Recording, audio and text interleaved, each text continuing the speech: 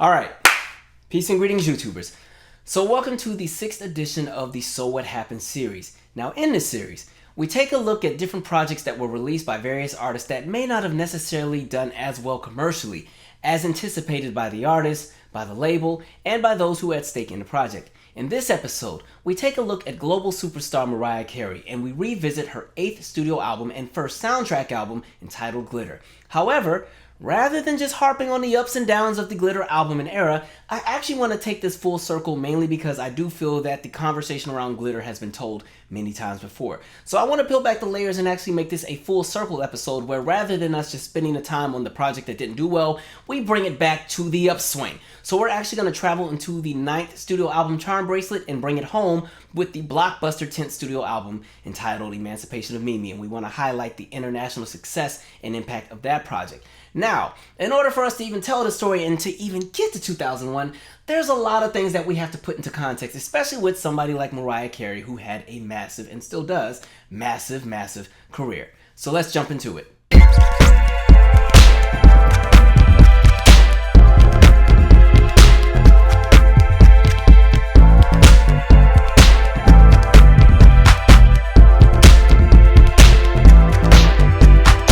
Mariah Carey's professional music journey would begin in the late 1980s after graduating from high school. During this time period, she would begin recording different demos and writing different songs in order to increase her chances of landing a record deal. She would soon find herself with the opportunity of singing background professionally for Brenda K. Starr, a very big entertainer at the time. This opportunity would allow her to be in many different spaces that would have her rub shoulders and rub elbows with a lot of people who were industry greats, including the Tommy Mottola, who she would run into at an industry party. While at a party, she would actually pass him a copy of her demo tape. He was so impressed that he spent 2 weeks trying to find this woman and would eventually sign her to a record deal at Columbia Records. Now, the world would first be introduced to Mariah Carey at the 1990 NBA Finals game when she would sing America the Beautiful. Relatively unknown and now entering a music industry that was very saturated with many blockbuster entertainers, this performance would serve as Mariah Carey's I'm Here moment. From that moment, Mariah Carey's career would shift into overdrive, and the world would get the luxury of witnessing one of the greatest music trajectories in history. Mariah Carey would go on to be one of the best-selling artists of all time. Not just one of the best-selling women in music, but one of the best-selling artists, period. She would be decorated with many accolades and milestones, and we're not going to be able to name all of them, but we can try to name a few. So here we go. Mariah Carey would go on to have 19 #1 hits on the Billboard Hot 100 with writing credits on 18 of them. She would have 6 #1 albums. She is the most successful artist of the 1990s and would even have a #1 single every single calendar year of the 1990s. Mariah Carey has also had a combined total of 97 weeks at #1 on the Billboard Hot 100. She is the first artist to top the Billboard Hot 100 in the 1990s, the 2000s, the 2010s, and the 2020s. She was ranked at #2 on VH1's list of greatest women in music. Her holiday album, Merry Christmas, has now sold around 15 million copies internationally. As of January 2025, All I Want for Christmas Is You has spent 18 weeks at #1.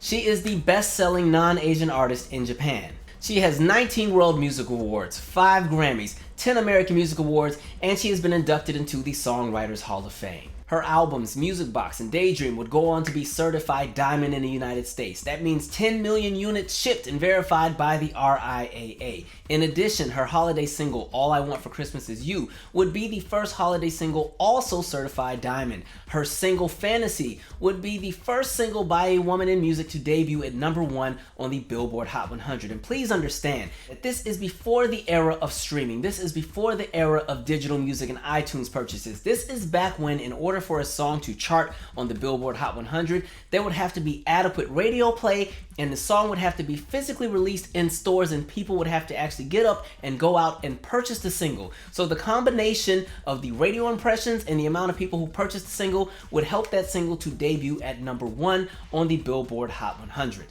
Mariah Carey is an artist that has been able to thrive and kick the door down in 3 major music categories: R&B, pop, and adult contemporary. Artists like Ariana Grande, Christina Aguilera, Beyonce, Kelly Clarkson, Adele, and Brandy have all cited her as an influence. She still is a major influence on this current cohort of entertainers. Mariah Carey has had a successful fragrance line. She is a best-selling author. She has been praised for an expansive voice that can go all the way into the 7th octave. During a performance of her single Emotions, Mariah Carey would end up in the Guinness Book of World Records for hitting the highest recorded note on live TV, a G10, which is technically not even a note on the keyboard, it's a frequency.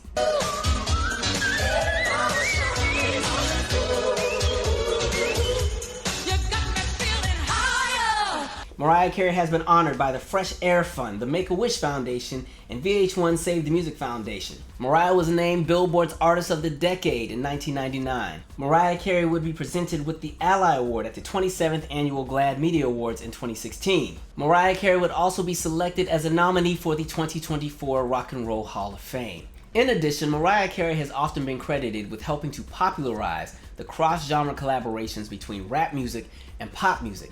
Now, before I go any further, I want to put that into a different context because I think what's happening is a lot of times people kind of forget about the origin story of how do we get to a song like a Fantasy remix with Old Dirty Bastard. So can we backtrack and just put things into context and really talk about history for 1 second, right?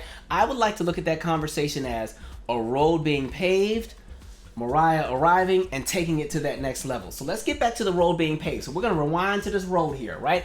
So let's backtrack to the 1970s. Now we know hip-hop emerges around 1973.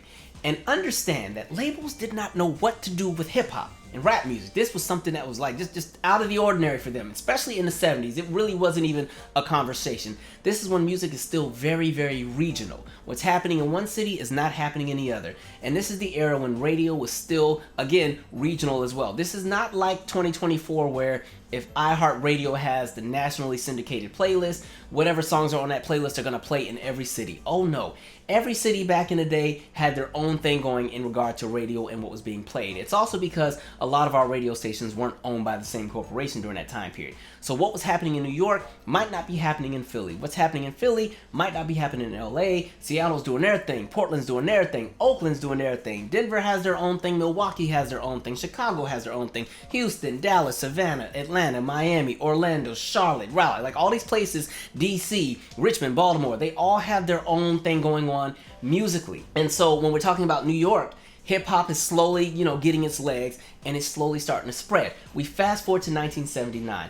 There's a group I want to highlight called Sequence. Now, some of you may know them, depending on how old you are. Sequence was a rap group, and this was a female rap group. You may recognize one of their members, Angie Stone, who also was in the group Vertical Hold and also had a really thriving R&B solo career. So, Sequence had a song in 1979 called Funk You Up. This would be a song that came out a few months after Rapper's Delight. Like, they were both on the same label, right?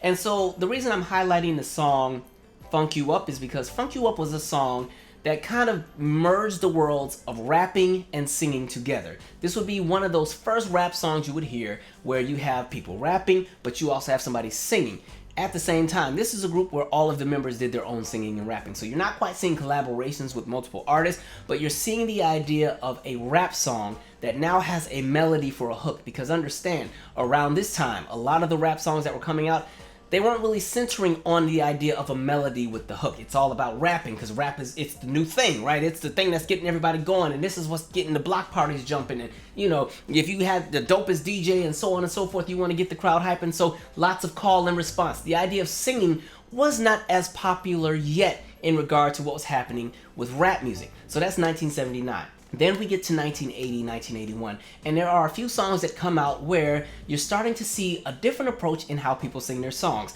They're still singing their songs, but now they're kind of adding elements of what would be rap music, but it's not being seen as hip-hop.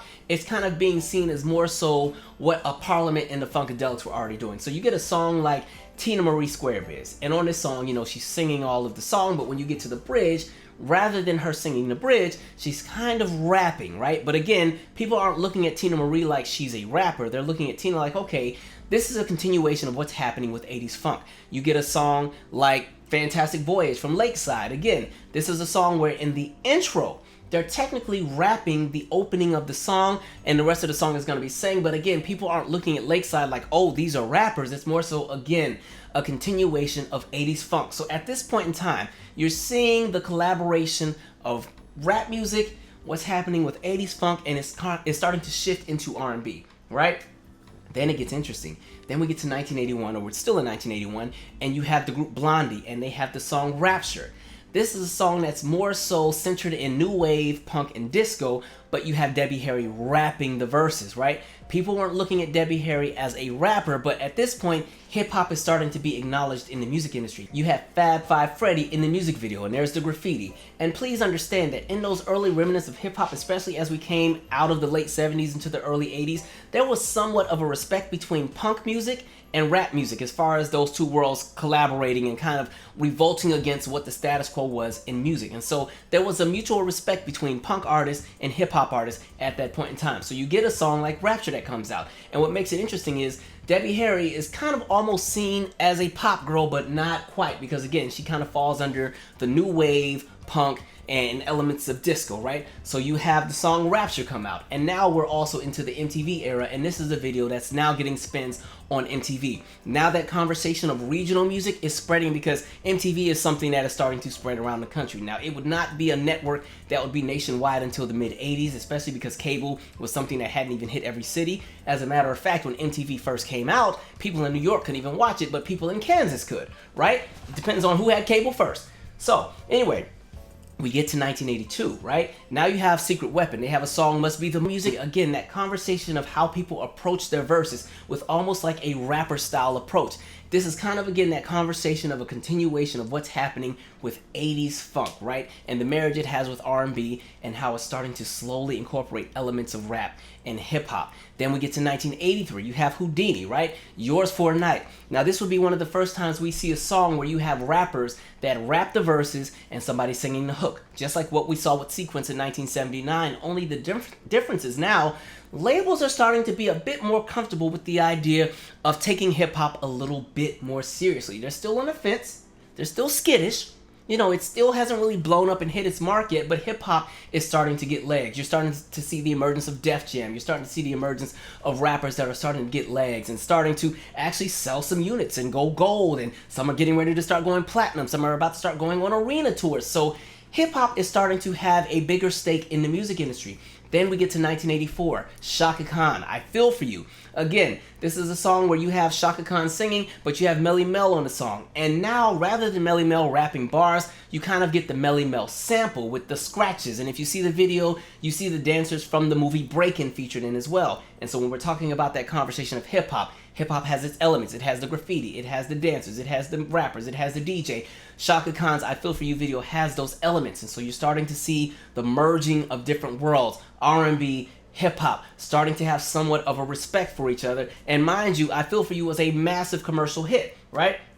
Then we get to 1985. We have Renee and Angela, Save Your Love for Number One, and this is a song that features Curtis Blow. So like we just said with Chaka Khan and I Feel For You, the difference is Curtis Blow at this point is a very established rapper, and Curtis Blow actually has a full verse on the song. It's not just like a sample of what was given with I Feel For You. Now you have two singers, you know, Angela Winbush and Renee, and now you have Curtis Blow, who has been having a thriving rap career at this point, and now they're on a song together, collaborating. So you're starting to see the shift in the industry where it's becoming more acceptable for hip-hop music and for rappers to be on songs. But at this point, all of this has really been centered in R&B music. We still haven't really crossed over all the way to pop yet. And so as we would get further into the 80s, you would start to see a lot more collaborations with 80s funk artists, 80s R&B artists, and rappers, and now it's starting to become a lot more popular. We get Rick James with Lucy's Rap, and this has Roxanne Shante, who at this point, when you're talking about hip-hop and rap, Roxanne Shante is straight up rap, straight up hip-hop, no pop influence, no R&B influence. She's a straight up rapper, straight out of New York, right? So we're starting to even see the kind of rappers that are being utilized on these songs start to change, where now we're also getting rappers that may not necessarily have the same commercial appeal as somebody like a Curtis Blow, right? You have Midnight Stars, Don't Rock the Boat, which features Ecstasy of Houdini on the song. And by the time we get to Levert's Just Coolin' with Heavy D, you're really starting to see a shift, right? So now, again, in R&B music, it's becoming very common for rappers and R&B singers to collaborate, right? You have I'll Be Sure, you know, If I'm Not featuring Slick Rick. So now by the time we're in these late 80s, it's almost the norm. You have the OJs, you know, Have You Had Your Love Today with rapper Jaz-O. So all of these different songs are getting there, right? You have Joyce Finderella Irby, Mr. DJ with Dougie Fresh. So there's all these songs within the R&B scope, right? We're still not seeing it in pop, but we're seeing it in R&B. It's becoming more common, right? And this is starting to spread. Now, at this point, MTV is everywhere. BET has gotten massive. Radio is starting to make its different shifts and everything like that. And so you're starting to hear a lot more hip-hop on the radio. Mainstream America is starting to buy into hip-hop. It's becoming digestible enough for mainstream America, right? And then we get the collaboration with Run DMC and Aerosmith, Walk This Way, right? Now we have the collaboration of rock music and we have hip-hop. Walk This Way is this massive hit, one of the most played videos in MTV's history, right? And so again, that idea of hip-hop becoming a genre that's more common with everybody, where it's not just an anomaly and it's not something that's hidden behind the scenes. Now it's starting to become in the forefront.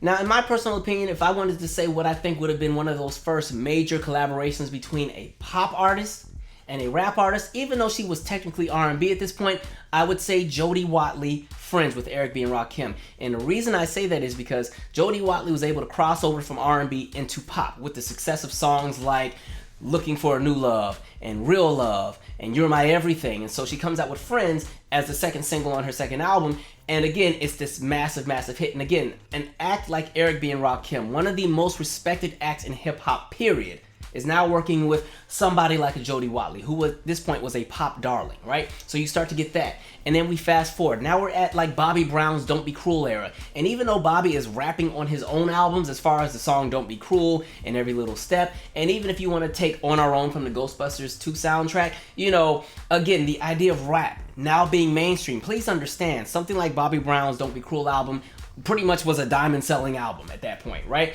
And so you're starting to see it become very popular where, again, hip-hop music and R&B have a wonderful marriage. And now as we come into the late 80s, a lot of 80s R&B acts that were able to cross over into pop are now being seen as pop acts that sing R&B, right? And so then you also have the Quincy Jones Back on the Block album, where Quincy Jones, who is a composer that does jazz and does all of these different genres, has this album that has Melly Mel on it, has Ice-T on it, has Kool Moe Dee on it, right? So that's a massive album. You have Janet Jackson with the All Right remix from the Rhythm Nation album that has Heavy D on it. We're now coming into 1990, right? So time is just flying by. And again, what I said about some R&B acts who are now seen as pop, here's Janet Jackson. She's an R&B act that has crossed over into pop. She has the best of both worlds in pop and R&B, and now she's working with Heavy D on a top 5 hit called All Right.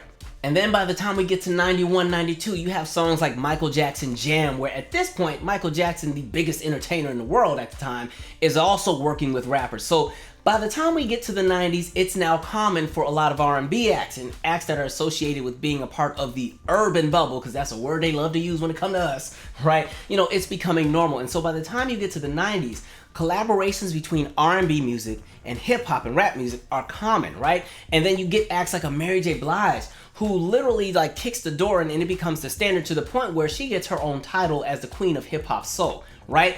As far as pop, it's still not as popular with artists that are seen as specifically just pop and not rooted in R&B. You know, Janet Jackson, Mary J. Blige, Jody Watley are all seen as R&B acts that have some pop success, but they're not seen as solely pop artists, right? So we can take a song like maybe Paula Abdul, Opposites Attract. There's a rapper on the song, but it's still not seen as a hip-hop song. That rapper's not taken seriously. It's kind of an anomaly. It's a fun, whimsical song. And then the rapper was a cat in the video. So it's kind of like, yeah, no street cred with this cat, but that's cool. And then we get a song like Glenn Medario's She Ain't Worth It. This was a song that would be #1 for 2 weeks, and it would feature Bobby Brown as the rapper. Now, what's interesting about that is, remember, we said at this point, Bobby Brown has crossed over into the pop realm. Don't Be Cruel was a massive album. So labels aren't looking at Bobby Brown like he's a rapper. They're looking at Bobby Brown like, hey, he's the perfect person to collaborate with because we can get a hit. So long story short, we get into this space where now labels are comfortable with the idea of, hey, maybe we could kind of dip into the pop bubble, because you know what, Glenn just had a big hit, Paul has had some hits, and some of those R&B acts that have been able to cross over to pop have had some hits working with the rappers. Maybe we won't be as skittish with the idea of a bigger pop star working with a rapper. It might not be too obscure to get a pop star that is really respected in the adult contemporary market to work with a rapper that, you know, they most likely have never even heard of in the adult contemporary market and in the pop market.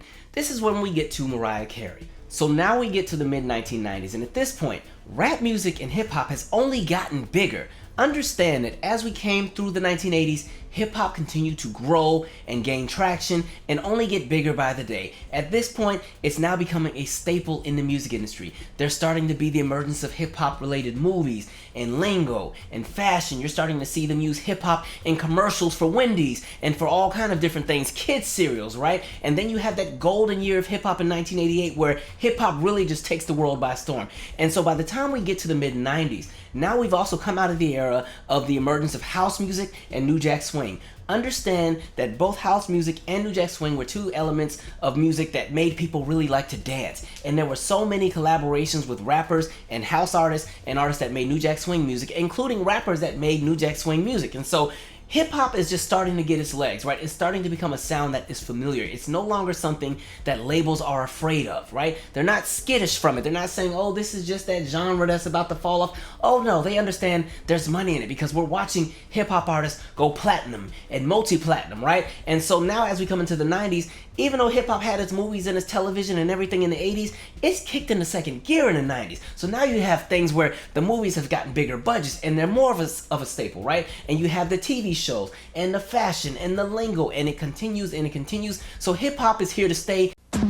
My friends, depend on me, Smokey B, to voice a plea. Respect the forest, protect our trees. Oh, what am I doing? You smoke, baby. What's the trouble? Round, this isn't You me. smoke, you're 50. We agreed you'd talk to kids in their language. I know, but I'll just give it to them straight. Kids, only you can prevent forest fires. All the labels are trying to find creative ways to latch on and cash in. So then where does Mariah Carey fit into this picture?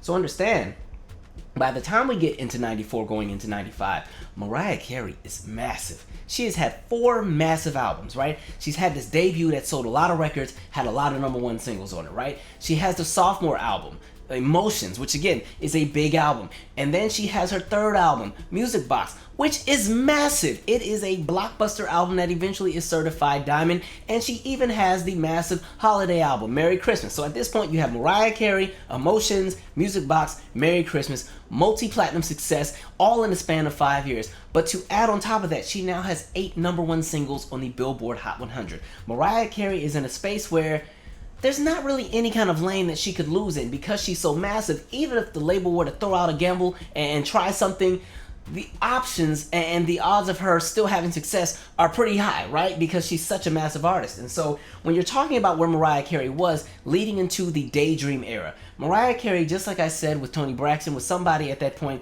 who had the best of 3 worlds, right? R&B, pop, and adult contemporary. So if we were to look at this like a seesaw, when it came to Toni Braxton, on one side of the seesaw was pop. On the other side was adult contemporary. Right smack in the middle, the piece that would always stay balanced and would serve as the foundation for her sound and her brand was R&B. So no matter what the seesaw did, everything was still going to center to what that main sound was, which was R&B for Toni. Now, for Mariah, her seesaw was built a little differently. On Mariah's seesaw, you had R&B on one side, you had adult contemporary on one side, and you had pop, which was the foundation in the center of how she was going to be pushed and marketed. So no matter what happened as far as what kind of singles she pushed, as long as it kind of geared and centered towards what was going to happen with the center of the seesaw, she was always going to be okay. That's why she could release a song like Someday, and the label would say, okay, well, we know Someday is not going to be a big hit on adult contemporary because they don't really like New Jack Swing, but we know the R&B side will appreciate it. So you know what, we're gonna push Someday, because you know what, the R&B side will appreciate it. If it has big enough legs on the R&B side, it will do well with pop as well. And so yeah, Someday is gonna be that pop R&B push single. Anytime You Need a Friend, R&B is gonna like the song, but not as much as adult contemporary. Plus, at this point, it's a very Mary J. Blige and Toni Braxton world on the R&B side. But Anytime You Need a Friend, which is this great ballad, and I'm leaving Whitney Houston out. Whitney Houston as well on that R&B pop side as well, because Whitney falls in that same category as, you know, adult contemporary pop and R&B. But sticking with Mariah, so Anytime You Need a Friend, very adult contemporary, very pop. A little less R&B. So they're gonna push it and it's gonna do well in pop and adult contemporary. And the funny part is all these singles that I'm naming are all still hits across all 3 spaces. They just have bigger and longer legs depending on which genre you put them under. A song like Make It Happen, again, leans a little bit more to the R&B side. Adult contemporary will appreciate it, but R&B's gonna love it a bit more. Pop's gonna love it a bit more. Push it that way. So that's the seesaw for Mariah. So at this point, she doesn't really have a whole lot to lose artistically when it comes to putting out singles. So now we fast forward, and they're ready to release Daydream, and there's this new single, Fantasy, that's about to drop. And mind you, Mariah's image has also been shifting because remember, with Music Box, she drops the single Dream Lover. Something a bit more different, a little bit more funky, because you know she's had her bops, she's had the Some Days, and she's had the Make It Happens and the Emotions, but you know what, Dream Lover is a bit more R&B rooted, almost leaning into kind of a hip-hop space, but very whimsical, very fun. But the music video has all these dancers in it, and you know, it's giving Mariah a little bit of some edge, and you know what, it has a Betty Wright sample, so you know what, they're starting to lean to a bit more rooted sound with the R&B demographic. So yeah, Mariah's image is slowly shifting, alright, so by the time we get to a Daydream, Mariah is no longer in her, you know, love takes time space, right? She's shifting into a bunch of different elements where she's taking leaps and trying different sounds. And so picture her in the office with the label where she's like, you know what? So I know we're about to release Fantasy, and you know, this is going to be an interesting release. You know, it has the Tom Tom Club sample, and we're going to see how this goes, but you know what? I want to do a remix. And the label's like, oh, okay, yeah, let's do a remix, because you know, these house remixes that you've been doing have been doing really, really great on the dance charts. And she's like, no, actually, I want to go a bit further. You know, I want to kind of more do like a hip hop remix. Like, I want to do like a Bad Boy remix. And they're like, Bad what? Bad who? Bad Boy. Like Bad Boy Records.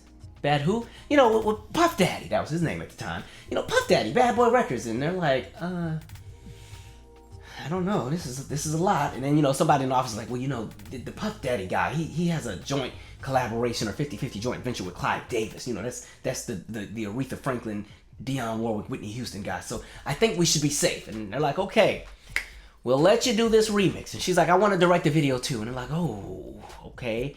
That also means I get to pick my own wardrobe as well. Okay, you know, we were kind of seeing a sequence gown for this, but okay, we'll see what we can do. We'll ask Tommy, right? Oh, and I'm not finished. Also, so I want to work with like a really popular rapper, or you know, one of the rappers in this. Oh, okay, you know, I'm guessing what, Heavy D, or you know, MC Hammer, or maybe Naughty by Nature if we want to get spicy. And she's like, no, actually, you know, I'm thinking, you know, more somebody out of like the Wu-Tang Clan. And the labels are like, the what? The Wu-Tang Clan. Okay, and who would be coming out of this clan? And she's like, oh, dirty bastard. What did you just call me? What, how dare you? How dare you? And she's like, no, that's the name of the rapper. His name is Old Dirty Bastard. Okay, does he have a nickname? Because I don't think we can put that on the credits. Oh, well, he goes by ODB as well. Okay, right. Do you have like a picture of what he looks like? Yeah, this right here. Okay, we'll get back to you. Long story short, the label decides, let's take the gamble with it, let's see how it goes, and boom, we get the Fantasy remix, right? And it's a massive hit. Fantasy's already a hit, the remix just gives it even more legs, and then we start to see a pattern where Mariah starts to jump into a lot of songs where she does a lot of cross collaborations with rap artists, and so you get great songs like the Heartbreak remix, and songs like Breakdown, and all these songs that really helped to traject her career into many different spaces. You know, she's working with Jadakiss and Busta Rhymes and Nas and all of these great people in rap music, and it helps to open a door for other artists to also do the same. We had already seen it with the R&B acts. We had already seen it with the 80s funk acts that had been working with rappers, and the dance and the New Jack Swing and this, that, and the third. But as far as now pop labels are saying, you know what? It's safe enough to try. It worked with Mariah. We think it will work with everybody else. And so it's not to say that she was the only one who did it, but because of the caliber of success that she had at the time, before she jumped into it, and the success that she was able to bring after doing it, it just opened additional doors, and the labels weren't as skittish anymore. So yes, I feel like somebody like Mariah Carey should get some credit for helping to popularize the idea of cross-genre collaborations with rap artists and pop artists. And the coolest thing about the success of the Daydream era is that Mariah had massive success in a very, very saturated and competitive market. Understand that as we came into 1995 was a really, really big year musically. Lots of blockbuster singles, and albums, right? So we open the year, Boyz II Men is still riding high with On Bended Knee. That's #1 for 3 weeks. TLC's Creep has been #1 for 4 weeks right afterwards. Then Madonna has Take a Bow, and it sits at #1 for 7 weeks, right? And one of the coolest things about this is especially with the women, it was like the women in music were just duking it out. It was, friendly competition, but everybody was trying to eat, right? So Take a Bow is #1 for 7 weeks. Montel Jordan then has This Is How We Do It. That's another #1 for 7 weeks. Bryan Adams has a hit with Have You Ever Really Loved a Woman? That's #1 for 5 weeks. TLC has another big hit, Waterfalls, #1 for 7 weeks. Seal has a #1 with Kiss from a Rose that stays at #1 for a week. Michael Jackson has You Are Not Alone, that's #1 for a week. Coolio has Gangsta's Paradise, which stays #1 for 3 weeks. And then this is when it gets really, really interesting, because now we're talking about Mariah entering the conversation. So Janet releases Runaway, and Janet is having a great celebration because Runaway debuts at #6 on the Billboard Hot 100. At that point in time, that was the highest debut for any song by a woman on the Billboard Hot 100. The song would eventually peak at #3. And before Janet can even blow the candle out on the cake, Mariah shows up and is like, oh, well, that was real cool and we're happy for you, but you know what? Here's Fantasy. Fantasy debuts at #1 and stays there for 8 weeks. It ends up becoming, at that point, the longest running #1 single of 1995. At that point, before then, TLC and Madonna were tied with 7 weeks. Also Montel Jordan with This Is How We Do It for #1. So at that point, Take a Bow, This Is How We Do It, and Waterfalls were vying for the longest running #1 single of 1995. Then here comes Fantasy, and it sits at #1 for 8 weeks. And so while Mariah's having her fun, then Whitney Houston shows up and she's like, oh, that was cool, but you know what? I decided I'm back because I got a soundtrack coming out. Boom, here's Shoop Exhale, right? And that goes to #1 for a week. And then before Whitney can even enjoy all of that, here comes One Sweet Day.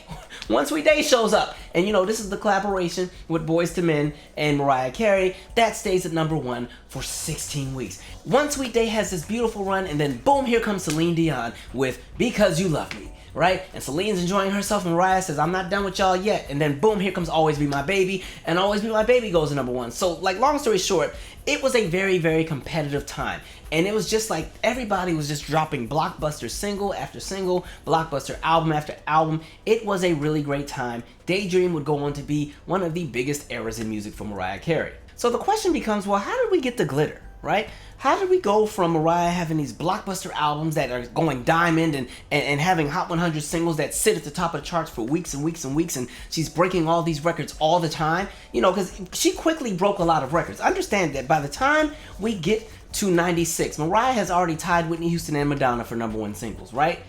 Fast trajectory, right? And so understand that with that being said, the bigger an artist is, a lot of times, the more criticism they're going to receive. So just like a lot of her peers, whether it be Madonna, whether it be Michael Jackson, whether it be Janet, whether it be Whitney, whether it be a lot of these big entertainers that are massive, in the same way that they receive a lot of accolades and praise, they also receive a lot of criticism. We see that even in today's times with a lot of the big names, right? And so when it's coming to music, you have to, again, I'm going to use the seesaw a lot in this video. You have that seesaw, right? You have the good press, the bad press, and then here's your name. And as an artist, your job is to kind of keep it balanced. You kind of want to keep the good press here, but sometimes the bigger you are, eventually the media gets tired of giving you praise and they start looking for things to hate you about, right? And so things start to shift. And one of the challenges that always worked against Mariah was because she was so successful and had success so quickly, there were people in the wings waiting to get her, right? And so for the duration of her career, even during the highs, there was always somebody in the corner trying to find something that was wrong with her as an artist. One of the early criticisms and speculations about Mariah Carey early in her career was that she was an industry plant. It was kind of like, oh, here's this new girl that blew up and her debut album has 4 #1 singles, and oh, guess who she's marrying, later down the line. Oh, she's marrying the head of her label. Right then and there, that opens up a bunch of dialogue and conversations, and people think, okay, she's a plant and Tommy Mottola is just putting money in behind her, and this is a payola artist, and everything that she has is inflated, right? So that's one of the criticisms that they're dropping on Mariah Carey. Another setback that she would run into, especially during the beginning of her career, was that a lot of music critics kind of dismissed her music as fluff, especially by the time we got to the Emotions album. A lot of critics just were not fans. They felt like she had no musical identity. Here's an example. Melody Maker, August 1990. With Vision of Love, she managed to wassail a ditty of stirring plush performance. The subsequent platinum album sucked, and the new single is truly appalling. Come back, Whitney. But for about a day and a half this summer, 20-year-old Mariah Carey was the greatest woman alive. Which is quite something, wouldn't you agree? The Globe and Mail, July 1990. Add to her remarkable range the fact that she sings with strength and emotion, and it's obvious that Carey is a talent worth watching. But at this point, how she sings is much more impressive than what she sings. She's still searching for her own style. Many of the numbers here, particularly There's Got to Be a Way and Alone in Love, are reminiscent of Whitney Houston, obviously a major influence, but shades of Lisa Stanfield Someday and the Pointer Sisters' You Need Me also shine through. Critic Rob Tenenbaum gave her 1991 album Emotions only 2 stars. A rookie success as spectacular as Mariah Carey's tends to spark a backlash. And Carey was derided by skeptics who saw that Columbia Records had spared no expense in accessorizing her with the most dependable collaborators money could buy, he wrote. Carey has a remarkable vocal gift, but to date, unfortunately, her singing has been far more impressive than expressive. In a 1991 article, the newspaper details the huge marketing push that Columbia Records put behind Carey's first album, along with implications that her success was the product of the label's huge and expensive campaign. Through packaging and videos, Miss Carey has also been able to solidify her reputation as a vocal talent, despite the fact that she has never toured. Carey says, "It seems like after the first album, there were a lot of good reviews and a few bad ones," Carey says of her critics. "And it seemed like after I hit a certain peak of success, there were a lot more negative reviews. I don't know whether that has anything to do with it, the level of success. When you're unknown, nobody really wants to bother with hurting you. The worst reviews I've gotten are the ones which people have attacked me personally. They don't know me. And I've never spoken with or done interviews with them. It's not fair to me as a person. I'm just a thing to them." If Carey has a somewhat prickly relationship with the pop music media, she also seems willing to listen to the criticism of her work. Her second album, Emotions, drew especially heated reviews, with music writers blasting her four-stunt singing, repeatedly falling back on piercing, stratospheric runs that seem to have more to do with putting her voice through its paces than with exploring the mood and motion of a song. Now comes Music Box, on which Carey's singing is noticeably subdued. She insists the critical jibes had little to do with that. I think it was just me growing up a little bit. But still, there it is. In another review, canines around the globe can breathe a sigh of relief. With Mariah Carey's Music Box, they finally won't need to cover their ears when Carey opens her mouth to sing. For what must be the first time in her instantaneous career, she keeps her breathy, octave-stretching shriek mostly in check. On Dream Lover, the fluffed-up pillow that is the first off the album's many potential hit singles, she loses herself in the song's funk-like groove and merely sings. Not until the very end does she unleash one of her patent-pending, windshield-demolishing wails. Can you talk about a hater? As much of it reveals a new sense of maturity from such an overconfident performer, Dream Lover also pinpoints Carey's flaws. Sure, it's catchy, but isn't its melody just a tad familiar? The chorus contains more than a hint of Wilson Phillips' Hold On. Much as Carey's Emotions recalled the Emotions' 1977 hit Best of My Love. Sure, you can hum along with it, but lyrics like "I need a lover to give me the kind of love that will last always" make Hallmark verses seem like Prost. So it goes with much of Music Box, out August 31st, the fourth record in as many years by pop's most prolific and relentless diva. On her first 2 albums, Mariah Carey 1990 and Emotions 1991, Carey came off as a little more than an overeager young pro, showboating from one genre, Ersatz Torch songs and Vision of Love, to another, heavy club beats and Someday, as a way of establishing herself as a multi-radio format act. It can be argued into the next century whether or not it was fair that Carey paid virtually no dues in her career. Yet, what was truly annoying was the sense of entitlement that pervaded her music, not to mention arrogance. Last year's MTV Unplugged EP, essentially a premature hits album, was primarily an excuse to show that the sequestered and tour-restrained Carey could perform in front of a live, though hand-picked audience.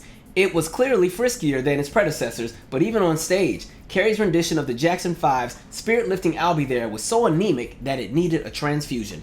Then we jump to 1996, after Music Box and Daydream. Responding to years of frequently severe criticism, Grammy officials revolutionized their nominating process this year to give cutting-edge artists a better chance against the mainstream hitmakers who have long dominated the voting. And who's likely to be the first winner for Best Album since the sweeping reforms? Mariah Carey. The bland pop diva, who makes Whitney Houston seem like Shaka Khan, is likely to win 3 awards when the 38th annual Grammys are presented on Wednesday at the Shrine Auditorium. That would also be the same Grammys that Mariah Carey was shut out of, with her losing all 6 of her categories. And mind you, this was for Daydream, the album that had all of these monster hits: Always Be My Baby, and One Sweet Day, and Fantasy. So as you can see, there were a lot of critics who really had it out for Mariah Carey, and it was almost as if no matter what she did, somebody had a problem with it. And this will be a pattern that will continue well into her career, even in modern times, but especially back then. Those criticisms would somewhat set the bar for some of the controversy and setbacks she would run into later as we came into the 2000s. But it didn't just start and stop with music criticism. Another conversation that was heavy topic in the beginning of her career was her race. In the very beginning of her career, people weren't necessarily sure what Mariah Carey was, and as a matter of fact, many critics actually thought she was white.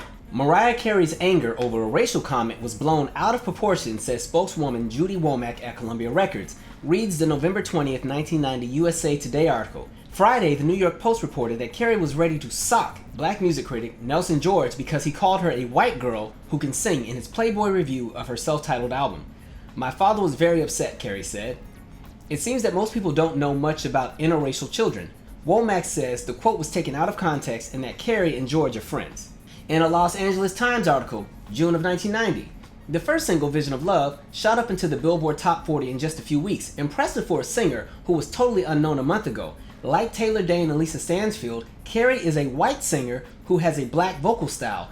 Carey, though, is the best of the lot, with range and power not heard perhaps since Jennifer Holliday surfaced in the mid-1980s. So one of the challenges that existed during the tenure of Mariah Carey's career was the conversation of race. Many people just never knew what to classify her as, and when we're talking about especially the early years of her career, when we're talking about her emerging in 1990, if we're talking about even the conversation of being biracial, in 1990 only 1.4% of the US population identified as biracial, and it's not saying that only 1.4% of that demographic in the United States was biracial, but it was mainly because there were many who still felt they had to check a box. You either had to check the black box or you had to check the white box, because if you didn't pick a box, the world was going to pick a box for you. And that's exactly what the world did to somebody like Mariah Carey. And that's why a lot of times she kind of caught it on both ends depending on how she moved.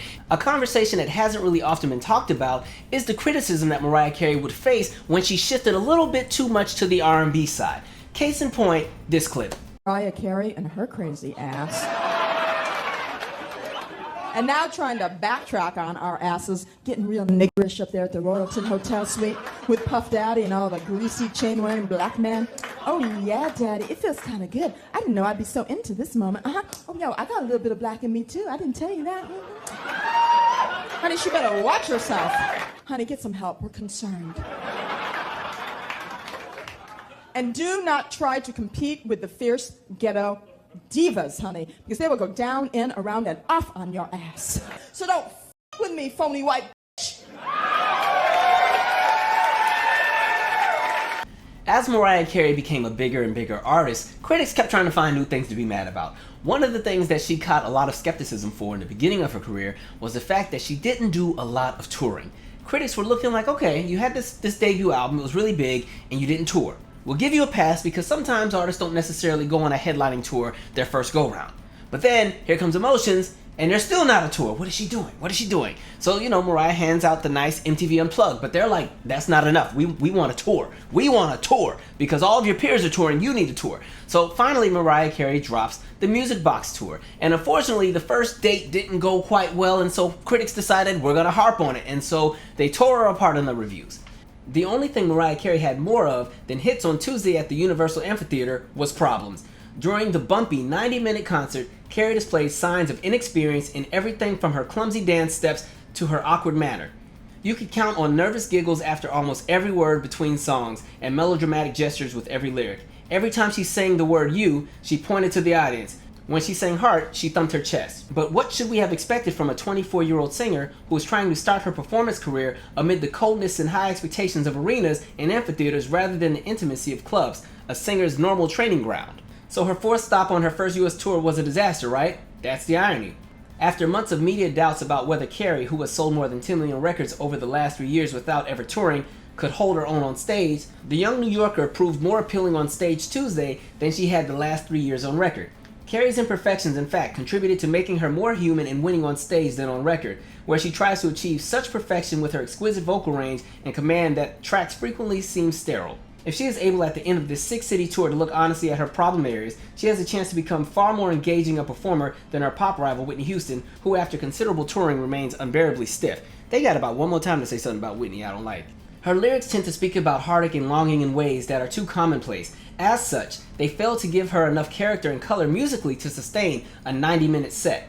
After the first 45 minutes, the material tended to blur, leaving her somewhat anonymous on stage. Mariah Carey, Disappointing, South Florida, Sunset on November 4th, 1993. And even though Mariah Carey would redeem herself and actually give some astonishing shows later on for that same tour, critics would still tear her apart throughout her career because they felt like now the tours aren't long enough. We were mad that you weren't touring and now you're touring but you're not giving us enough shows. So when you look at the Music Box tour, it had 6 dates. When you look at the Daydream tour, it had 7 dates. When you look at the Butterfly tour, it was 11 dates. When you look at the Rainbow tour, it was 19 dates. And for critics, they're like, we see this, but your peers, they're doing these massive tours. Whitney's on tour all year. Tony Braxton has been in Europe all year. Prince is on tour forever. He never gets off the road. Michael's not really touring the US anymore, but he's still touring all over Europe and Asia. Janet is on these 120 city date tours. How come you're only doing 11 nights? So for many critics, they didn't feel that Mariah Carey was a viable touring act.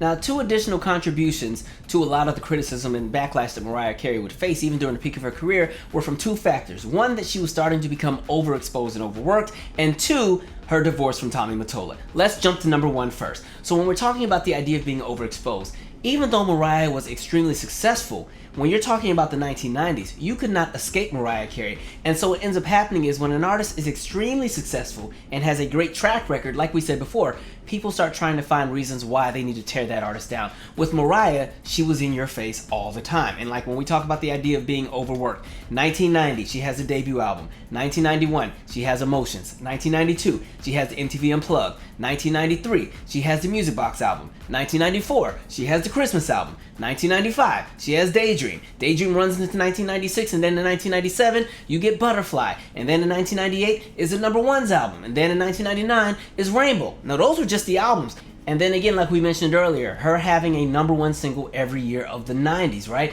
1990 was a really big year for Mariah Carey. Vision of Love goes to number 1. Love Takes Time goes to number 1. Someday goes to number 1. I Don't Want to Cry goes to number 1. 1991, Emotions the single goes to number 1. 1992, her cover of I'll Be There goes to number 1. 1993, Dream Lover goes to number 1. 1993 and 1994, Heroes number 1 because it's number 1 at the end of 93 going into 94. 1995, Fantasy goes to number 1. 1995, One Sweet Day goes to number 1. Always Be My Baby's number 1 in 1996. In 1997, Honey goes to number 1. In 1998, My All goes to number 1. 1999, Heartbreaker goes to number 1. Thank God I Found You also goes to number 1 in 1999. And so understand that this very successful track record is great on paper for a label, but when you're talking about the general masses in the public that may not necessarily be diehard fans, you eventually start to get a little tired of that artist that's always in your face in regards to marketing and how present they are, right? So you start to see the narrative start to shift around the conversation of Mariah Carey. And then we get to the divorce from Tommy Mottola. Now, many would say that this would be the kickoff to that domino effect that would shift the way that the mainstream media, the general public, and the music industry would treat Mariah Carey going into the 2000s. So I want you to envision a table with a bunch of dominoes standing upright, and each domino represents something that is damaging to one's music career, right? So in the case of Mariah Carey, one domino could be the criticism that she faced from a lot of music critics with regard to her content and her music catalog. Another domino could be the criticism she received initially because she wasn't a big touring act. Another domino could be the fact that many people felt that she was an industry plant. Another domino could be the fact that people thought that her sales were over-certified. Another domino could be the fact that at this point in time, Mariah Carey was at the pinnacle of her career.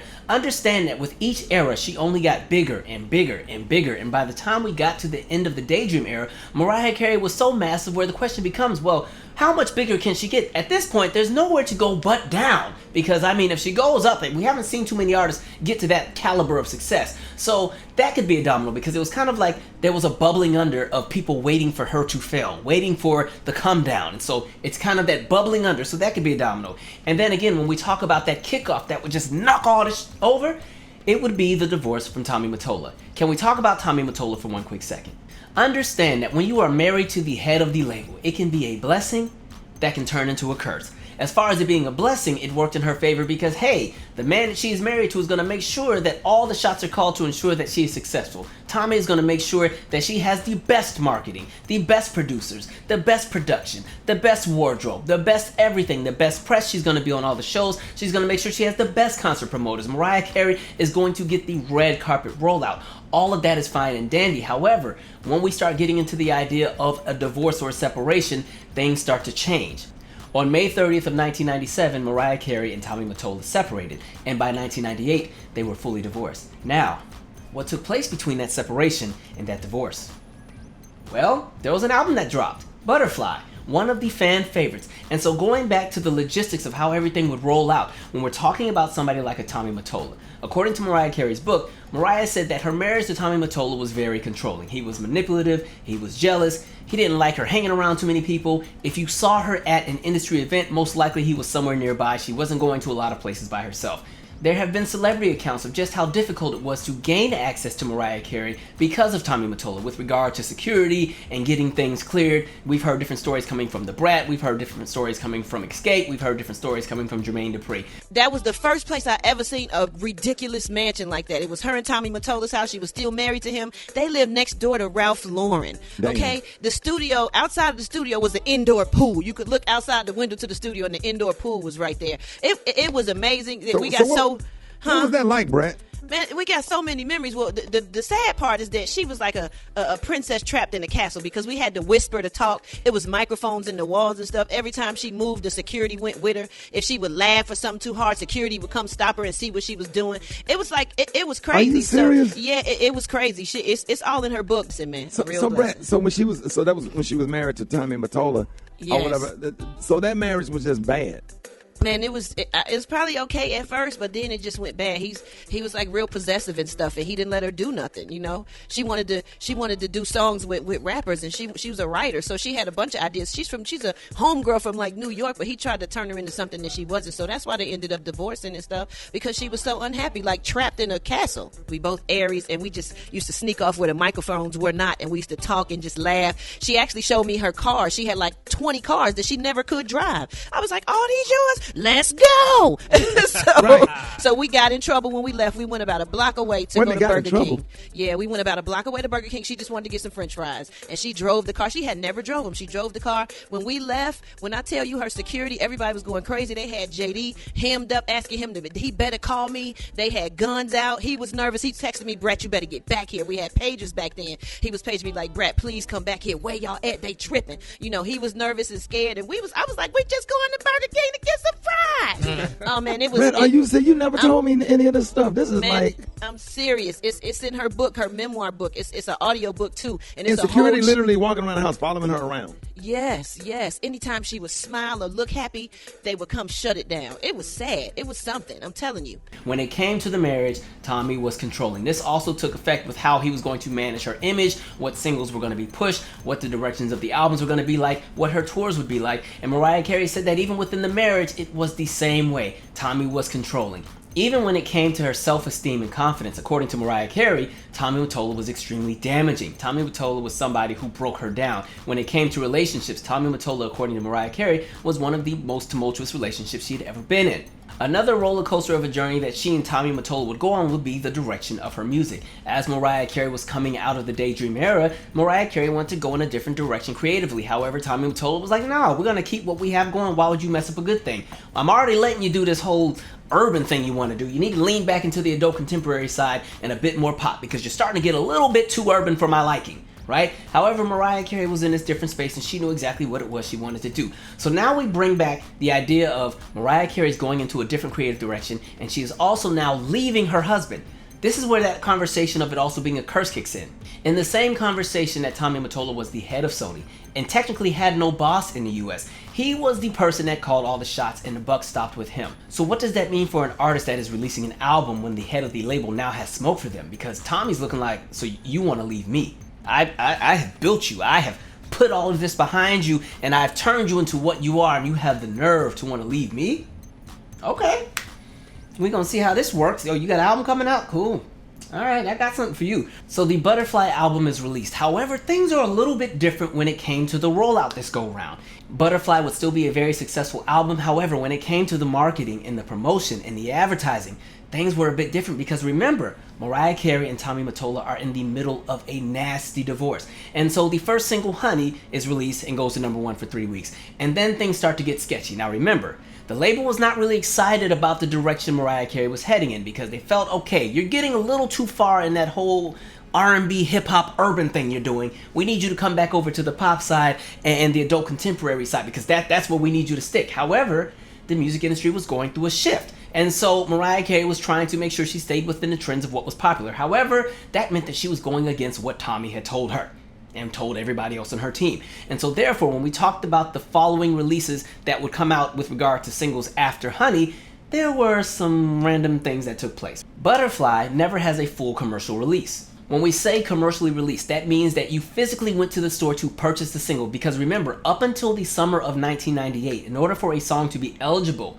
to chart on the Billboard Hot 100, it had to be physically released in stores and it had to have a large enough element of audience impressions and spins on radio. So when we talked about physical release, if I was looking for the single Honey, right? You're going to the store, whether it was Best Buy or Target or for those who remember Circuit City, and you went to that CD section and oh, here's the Mariah Carey section and you're scooping and looking and oh, here's the single Honey and you purchased the single and maybe on that single it had a remix and it had an extended version and an acapella and an instrumental and all that kind of stuff. That was the physical release. So in order to chart, you needed something like that.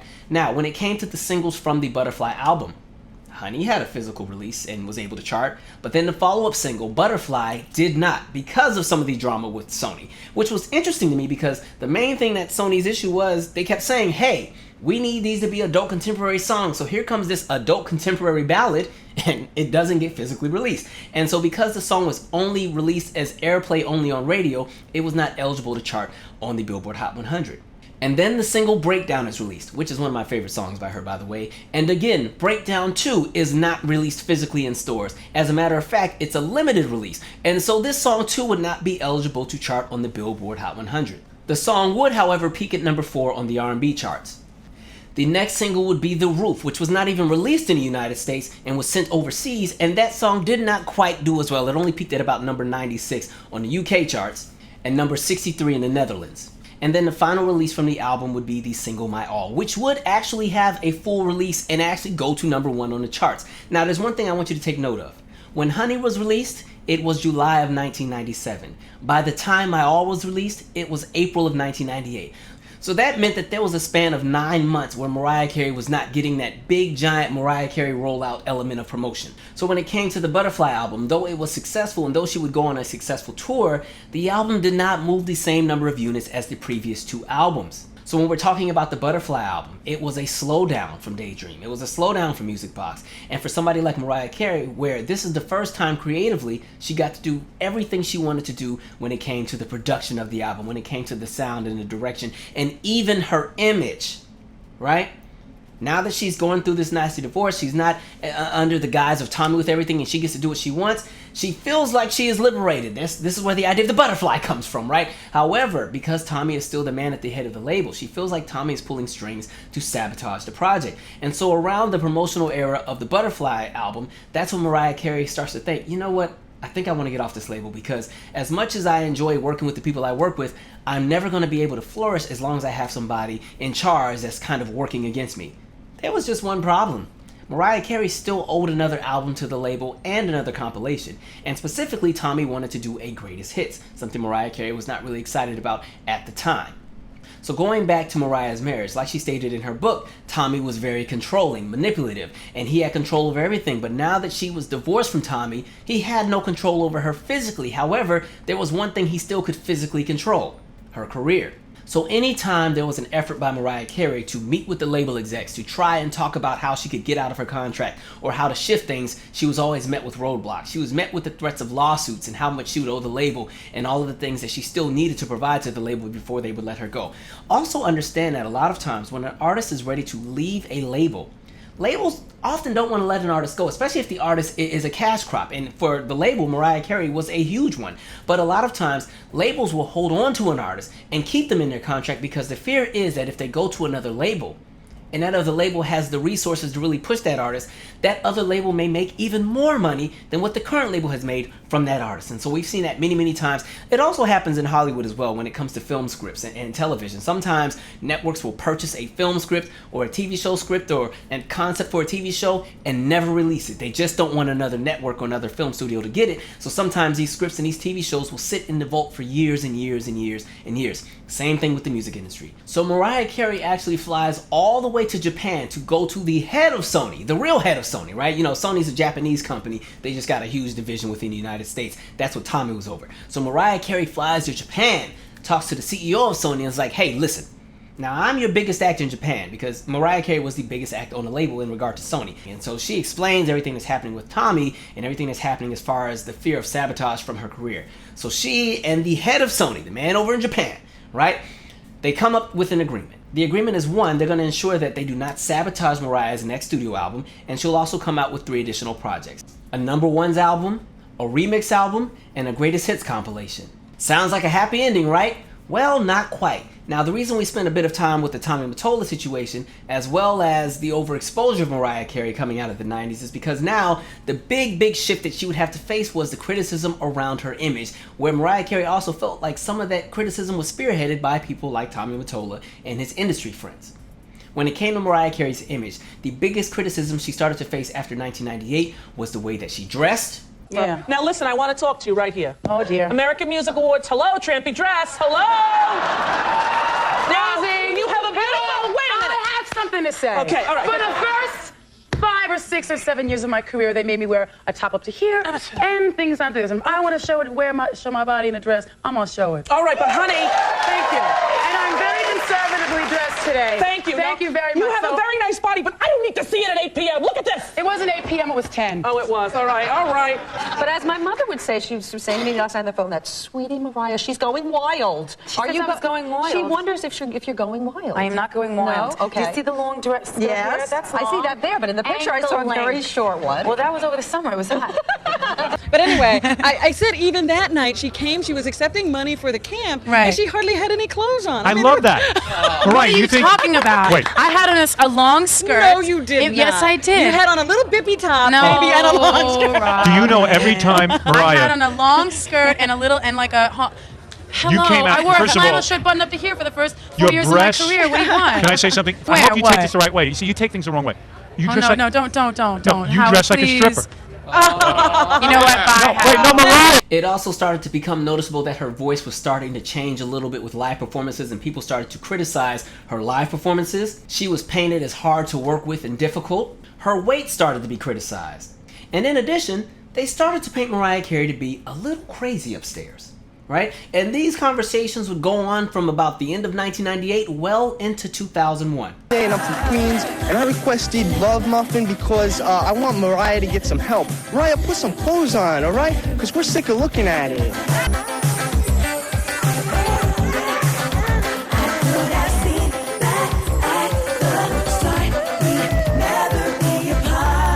Hi, I'm Mariah, and I'm from Mars. And I requested Love Muffin so I could say,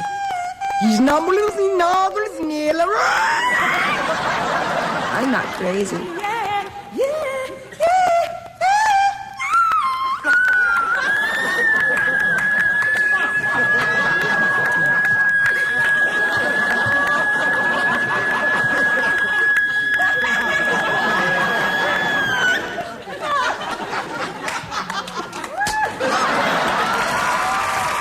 All of these criticisms will start to play a role in the way that the public perceives somebody like Mariah Carey. And mind you, the industry was still going through a shift. We're now at the arrival of the teen pop explosion. We're at the arrival of the Latin pop explosion. Hip hop has gotten even bigger. There's all these different things taking place as we come out of 1999 going into 2000. The Rainbow album, even though still very successful, did not quite even have the same sales as the previous album of Butterfly. And so now music industry experts are starting to say, is Mariah Carey on the decline? And again, when we talk about the rollout for these singles with Rainbow, it was a similar situation. The first 2 singles, Heartbreaker and Thank God I Found You, are massive hits, even having remixes, and the singles would both go to #1 on the Billboard Hot 100. This would be Mariah Carey's 14th and 15th #1 single on the Billboard Hot 100 charts. Now when it came to the last 3 singles from the album, they were kind of treated like the clearance rack, where it was kind of like, at this point, you fulfilled the contract, let's just get her on out of here because she's starting to get on our nerves. Now remember, Mariah had gone to Japan and talked to the man upstairs to make sure that the album would not be sabotaged. So by the time we get to the third single, which was supposed to be Can't Take That Away, Mariah's theme, the label's like, this is a nice song, it's adult contemporary, one of the things we've been telling you to do since the Butterfly era. However, lyrically, it sounds like you're talking about us and Tommy, and we don't want to be painted as the bad guys, so we're really not going to push and promote this. Maybe you need to do a different single. This doesn't need to be a single. So Mariah Carey and the label fight about this song because they want her to come out with something a little bit more urban, oddly enough. And Mariah's like, y'all were the main ones telling me I'm doing too much hip-hop stuff. Now I'm giving you an adult contemporary song and you don't want it? Is that what you're saying? And the label's like, yes, because things have shifted in the industry. There's a whole lot of things going on. We want you to go in a different direction. And so it gets to the point where Mariah Carey has to actually go on her website and send messages to fans and tell them to help request the song because the label said, fine, we'll put it out, but they're not about to push it. As a matter of fact, Can't Take That Away, Mariah's theme, was released as a double A-side with the song Crybaby. What does that mean? When you have a double A-side, it means that the label puts out two songs at once, and it's kind of like best of luck to whichever one catches on, because at this point in time within the music industry, when it came to the Billboard rules, on a double A-side release, only one song is eligible to chart on the Billboard Hot 100. And that song would be determined by which song had the most airplay. And so the label decided to push Crybaby and not push Can't Take That Away. So it got to the point where Mariah Carey had to post on her website for fans to go and request the song, even stating, basically, a lot of you know the political situation in my professional career is not positive. It's been really, really hard. I don't even know if this message is going to get to you because I don't know if they want you to hear this. I'm getting a lot of negative feedback from certain corporate people, but I'm not willing to give up. And so the label was kind of over it because it's like, we gave you 4 videos and now we also have 2 videos for Can't Take That Away because y'all didn't do something right with the first one, so we got to reshoot and recut and re-edit. So now we have 6 videos and you still want a video for Crybaby. Mariah Carey has released Rainbow, she's promoted Rainbow, she's even gone on tour. So by the time we get to that 3rd and 4th single, Can't Take That Away, Mariah's theme, the label's kind of over it. They would release one last single, Against All Odds, that would be released in Europe, and there would also be a remix with a remix video shot featuring the group Westlife. So where does that leave Mariah by the time we come into the year 2000, right? She's released 2 albums after the divorce from Tommy Mottola, Butterfly and Rainbow. Both have been successful, both have had successful tours, but the album sales have not been as massive as Music Box and Daydream. And now we're in 2000, and times have changed. There are new faces in the industry. When it comes to women in entertainment, the industry is very, very saturated with a lot of women that have been very successful, including a lot of new faces. We've now seen the emergence of Britney Spears. We've now seen the emergence of Christina Aguilera. We've now seen the emergence of Mandy Moore. We've now seen the emergence of Jessica Simpson. Samantha Mumba has emerged.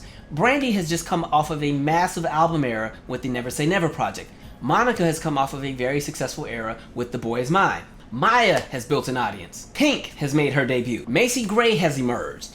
Aaliyah had a monster hit. And those are just some of the newer faces and some of the established faces that have been coming up, but then we still have her industry peers. Whitney Houston is still riding the success of My Love Is Your Love and has just released the Greatest Hits album. Janet Jackson is still releasing hit singles. Toni Braxton is still releasing hit singles. Madonna is still releasing hit singles. Shania Twain is still releasing hit singles. Faith Hill is releasing new hit singles. Celine Dion is still dropping hit singles. And so for somebody like Mariah, who had a very successful run through the 1990s, where does that leave her as we come into the 2000s?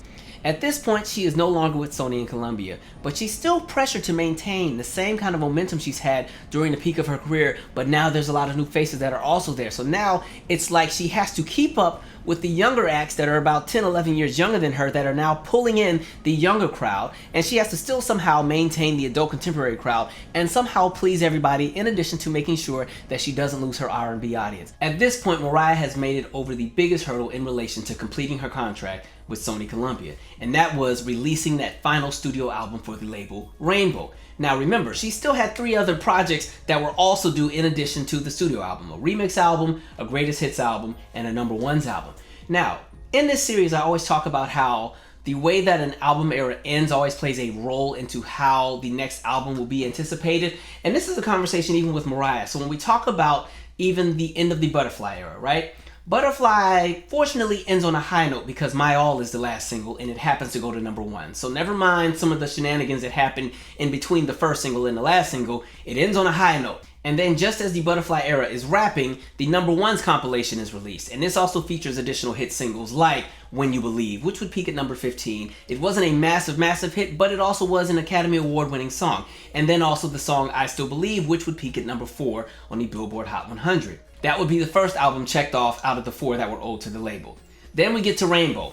Rainbow doesn't quite have the same kind of strong ending. As a matter of fact, what was interesting with Rainbow is that some music industry experts felt that the album was not a massive commercial success. Even though, again, it had 2 number 1 singles, went multi-platinum, they were looking at the trajectory of the album. And what they looked at is they said, you know what, yeah, we know the first 2 singles were number 1, but Can't Take That Away, Mariah's theme was not the hit that it could have been. Cry Baby wasn't that hit that it could have been. And Against All Odds wasn't even released in the US. And that also, too, was not that major hit. As a matter of fact, this is an album that debuted at number 2. Didn't even peak at number 1 like some of the others. And what I found so funny about that synopsis was Rainbow actually had Mariah's highest first week sales of her career. 323,000 copies at that point. So it's interesting that they tried to kind of paint the album as a disappointment because it did not debut at number 1. And can we just talk numbers for a second? Because this is back when people still sold records. What's interesting even with Rainbow is when you look at the 8th week of sales for that album, because at this point it's now, the fall going into winter. Everybody knows way back when people still bought albums, anytime after Thanksgiving leading up into the new year was like peak time for album sales. The 8th week of release for the Rainbow album, the album sold 369,000 copies. So the album is actually doing really well. However, the shenanigans with regard to the promotion of the album is what somewhat slowed the sales down in the long run. However, for Mariah, this is a win because, hey, there are only 2 albums left on this contract with Sony, and at this point, she can actually leave because those are not studio albums. The only thing she has to release now is a greatest hits album and a remix album. The greatest hits album would come out in 2001, and the remix album would come out in 2003. Now, looking at Mariah's track record, she's released Butterfly in 97. She's released number 1s in 98. She also went on the Butterfly tour. In 99, she releases the Rainbow album. She goes on the Rainbow tour. The question becomes, when does Mariah sleep? However, no time for that because now it's time to jump into a movie. Back in 1997, initial ideas for a film entitled All That Glitters went into early production, and this would be a film that would star Mariah Carey. However, around this time, Mariah Carey was also recording the Butterfly album, so the plans for the film were put on hold. Now that we're into the early 2000s, things have shifted a bit, and Mariah Carey's in a space where now she actually has the time to jump into a film project. And there's also been some changes in Mariah Carey's life. One of the biggest changes is she's signed with a new label. In the spring of 2001, Mariah Carey would sign what would be the biggest record contract at the time, a deal with Virgin Records, where she would receive $80 million for 4 albums plus a $21 million signing bonus. And the best part of all of this was Mariah Carey was also jumping back into the film project, and this film would be produced by Sony Pictures. However, the soundtrack would be managed by Virgin Records, which in Mariah Carey's eyes was heaven because she wouldn't have to deal with Tommy Mottola. And on top of that, Virgin Records was giving Mariah Carey creative control over the direction of the soundtrack. Now, on paper, jumping into film seemed like a great idea for Mariah Carey because in the past, we've seen many music stars transition into film and catapult their careers into even greater levels of success. We've seen it with Prince, we've seen it with Diana Ross, we've seen it with Whitney Houston, we've even seen it with Madonna. Kate Lanier would be brought on as a writing partner, and many would be familiar with her work from the Academy Award nominated film What's Love Got to Do with It. However, there was still some shenanigans when it came to the development of the movie. Now, even though Tommy Mottola was no longer managing Mariah Carey and had no ties to her commercially when it came to her music, aside from, again, the remix album and the greatest hits album that would come out later down the line, Tommy Mottola was still a music head over at Sony, and because he was the top guy at Sony Music, he still had access into many spaces with Sony Pictures. And because of that, he would find his way into the weeds of the movie, especially during many of the script rewrites. There would also be some shakeups when it came to the casting of the film. Initially, Terrence Howard was slated to play Mariah Carey's love interest, but some felt that this would pigeonhole the film into being seen as specifically only a black film. So Max Beasley was brought in to play Mariah Carey's love interest, and Terrence Howard would be reassigned a different role. The film would also feature The Brat and Eric Benet. Filming would begin in August of 2000 with a slated release for the spring of 2001. Production of the film would continue to suffer from rewrites and recasting and redevelopment, and the film would eventually be pushed back to August of 2001. So while everything was happening with the production of the film, at the same time, Mariah Carey had been busy in the studio since the fall of 2000. Now some dates and points to remember. At this point, we're now in January of 2001. The movie initially was supposed to be released in March of 2001, but like we said, there would be pushbacks, and so stuff would get pushed to April, then August, and eventually September. And so when it comes to a movie soundtrack, many times the soundtrack has been completed months before the movie is even ready for release. Mainly because just like there's a whole lot of logistics to handle with the film side, there's a lot of logistics to handle with the music side. Let's say that you have a movie soundtrack, right? There's a label that's going to sponsor the movie soundtrack, and sometimes a movie soundtrack may have different artists on it. So if I take an album like the Soul Food soundtrack, right? Tons of artists that are on that album. Boyz II Men, Blackstreet, Milestone, Total, Puff Daddy, Dru Hill, Escape, Outkast, Usher, Monica, Tony, In Vogue, and even Earth, Wind & Fire, right? And all of those artists are on different labels. And so when it comes to that kind of setup, there has to be negotiations about contracts and what artist gets what point for the royalties and the publishing and all that stuff, and what's registered with ASCAP and BMI. And there's all these things that need to be handled. The label has to decide which singles are going to get the push, which is going to get the budget, and if there's going to be a music video that's shot, are we splitting it with the label that the artist belongs to if they're not on our label? There's all kind of stuff that goes down, right? So it is highly likely that by the time we got to January of 2001, the majority of the Glitter soundtrack had already been complete. And we know for sure that one of the songs that Mariah Carey was ready to roll out was the song Loverboy. Loverboy is slated to likely be the first single for the soundtrack, and it has a sample from the Yellow Magic Orchestra entitled Firecracker. Now, like we said, because of the pushbacks, everybody's just kind of sitting on deck waiting for the clear to say, go ahead and roll out the soundtrack promotion, the movie's ready. We're not there yet, so everything's kind of in a standstill while they work out the kinks with the film production. At that same time, like we said, we're in January of 2001. On January 23rd of 2001, Jennifer Lopez releases her sophomore album entitled J-Lo. And if we remember, J-Lo had been on a really hot run, right? You know, after the Selena movie, things just kicked into the next gear. So in 1999, she releases the On the Six album, and it goes multi-platinum. It has a lot of monster hits, including songs like If You Had My Love and Waiting for Tonight. And then on top of that, we're now in 2001. She's just released the movie The Wedding Planner. It's #1 at the box office. Her current single at the time, Love Don't Cost a Thing, peaks at #3 on the Billboard Hot 100. And the J-Lo album that we just referenced debuts at #1 on the Billboard 200. However, there's a problem, and I can just imagine how this all probably went down, right? Somebody who worked at Virgin Records probably went and bought the J-Lo album, right? Because, you know, they like the J-Lo music. Okay, J-Lo got some hits. And so they done bought the CD, and, you know, they done fought through that plastic to get it open, because anybody who remembers buying CDs, it took you 10 minutes to get the CD open, right? And they popped that CD in, and they're driving on the way to work, right? Headed to the label to continue working on the Mariah project, because Mariah is about to have a huge era, a movie and a soundtrack. It's about to be a time, and so they're riding in the car, and Love Don't Cost a Thing finishes, and Love Don't Cost a Thing, and then they get to track #2, and the first thing they hear is dum dum dum dum dum dum dum dum dum dum dum dum dum dum dum, and they're probably like, wait, this song has exactly the same sample we just did for that Mariah record, right? And so, long story short, track #2 on the J-Lo album has the exact same Firecracker sample that is going to be used for Mariah Carey's Loverboy.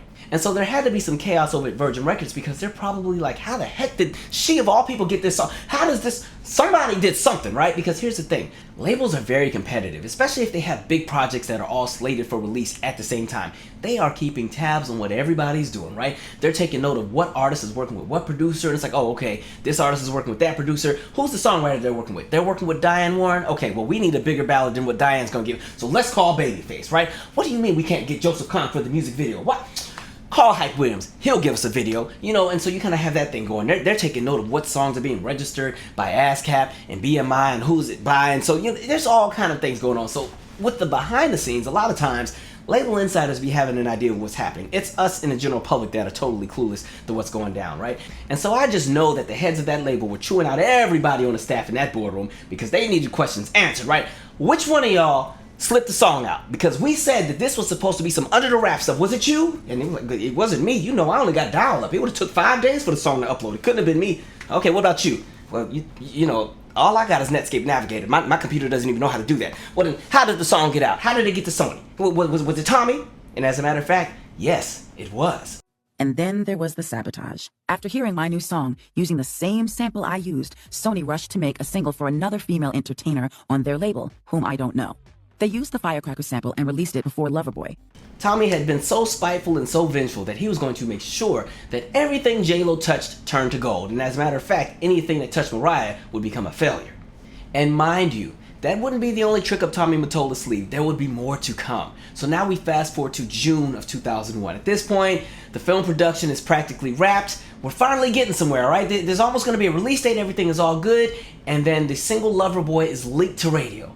So here we go again, back to that Virgin Records office, and everybody's getting cussed out at the meeting. All right, how did this get to radio? You were supposed to tell them, do not release it yet. Just hold on to it. Just wait. So who didn't follow directions? Huh? Who didn't follow directions? Right?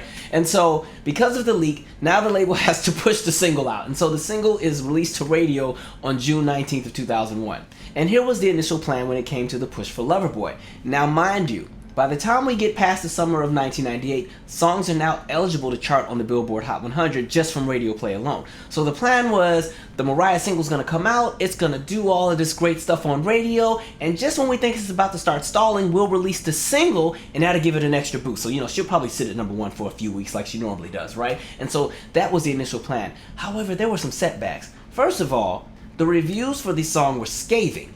Sarah Rodman of the Boston Herald described the song's production as a traffic jam and wrote, "Loverboy is another in an increasingly long line of glitzy, candy-coated, creatively stunted songs." Natalie Nichols from the Los Angeles Times felt that Loverboy was predictable and presented nothing new for Carey's audience. USA Today wrote the song off as skimpy. Newsday described its overall reception as lukewarm. Entertainment Weekly rated the song a C-, criticizing its lyrical content and production, and The Guardian felt that the song had no decipherable tune due to the inclusion of electronic musical instruments and background shouts and ad-libs. Billboard's Chuck Taylor described the song as self-sabotage and felt Mariah Carey was gambling her longevity. He described the production as mumbo-jumbo and wrote, "The mighty have fallen here."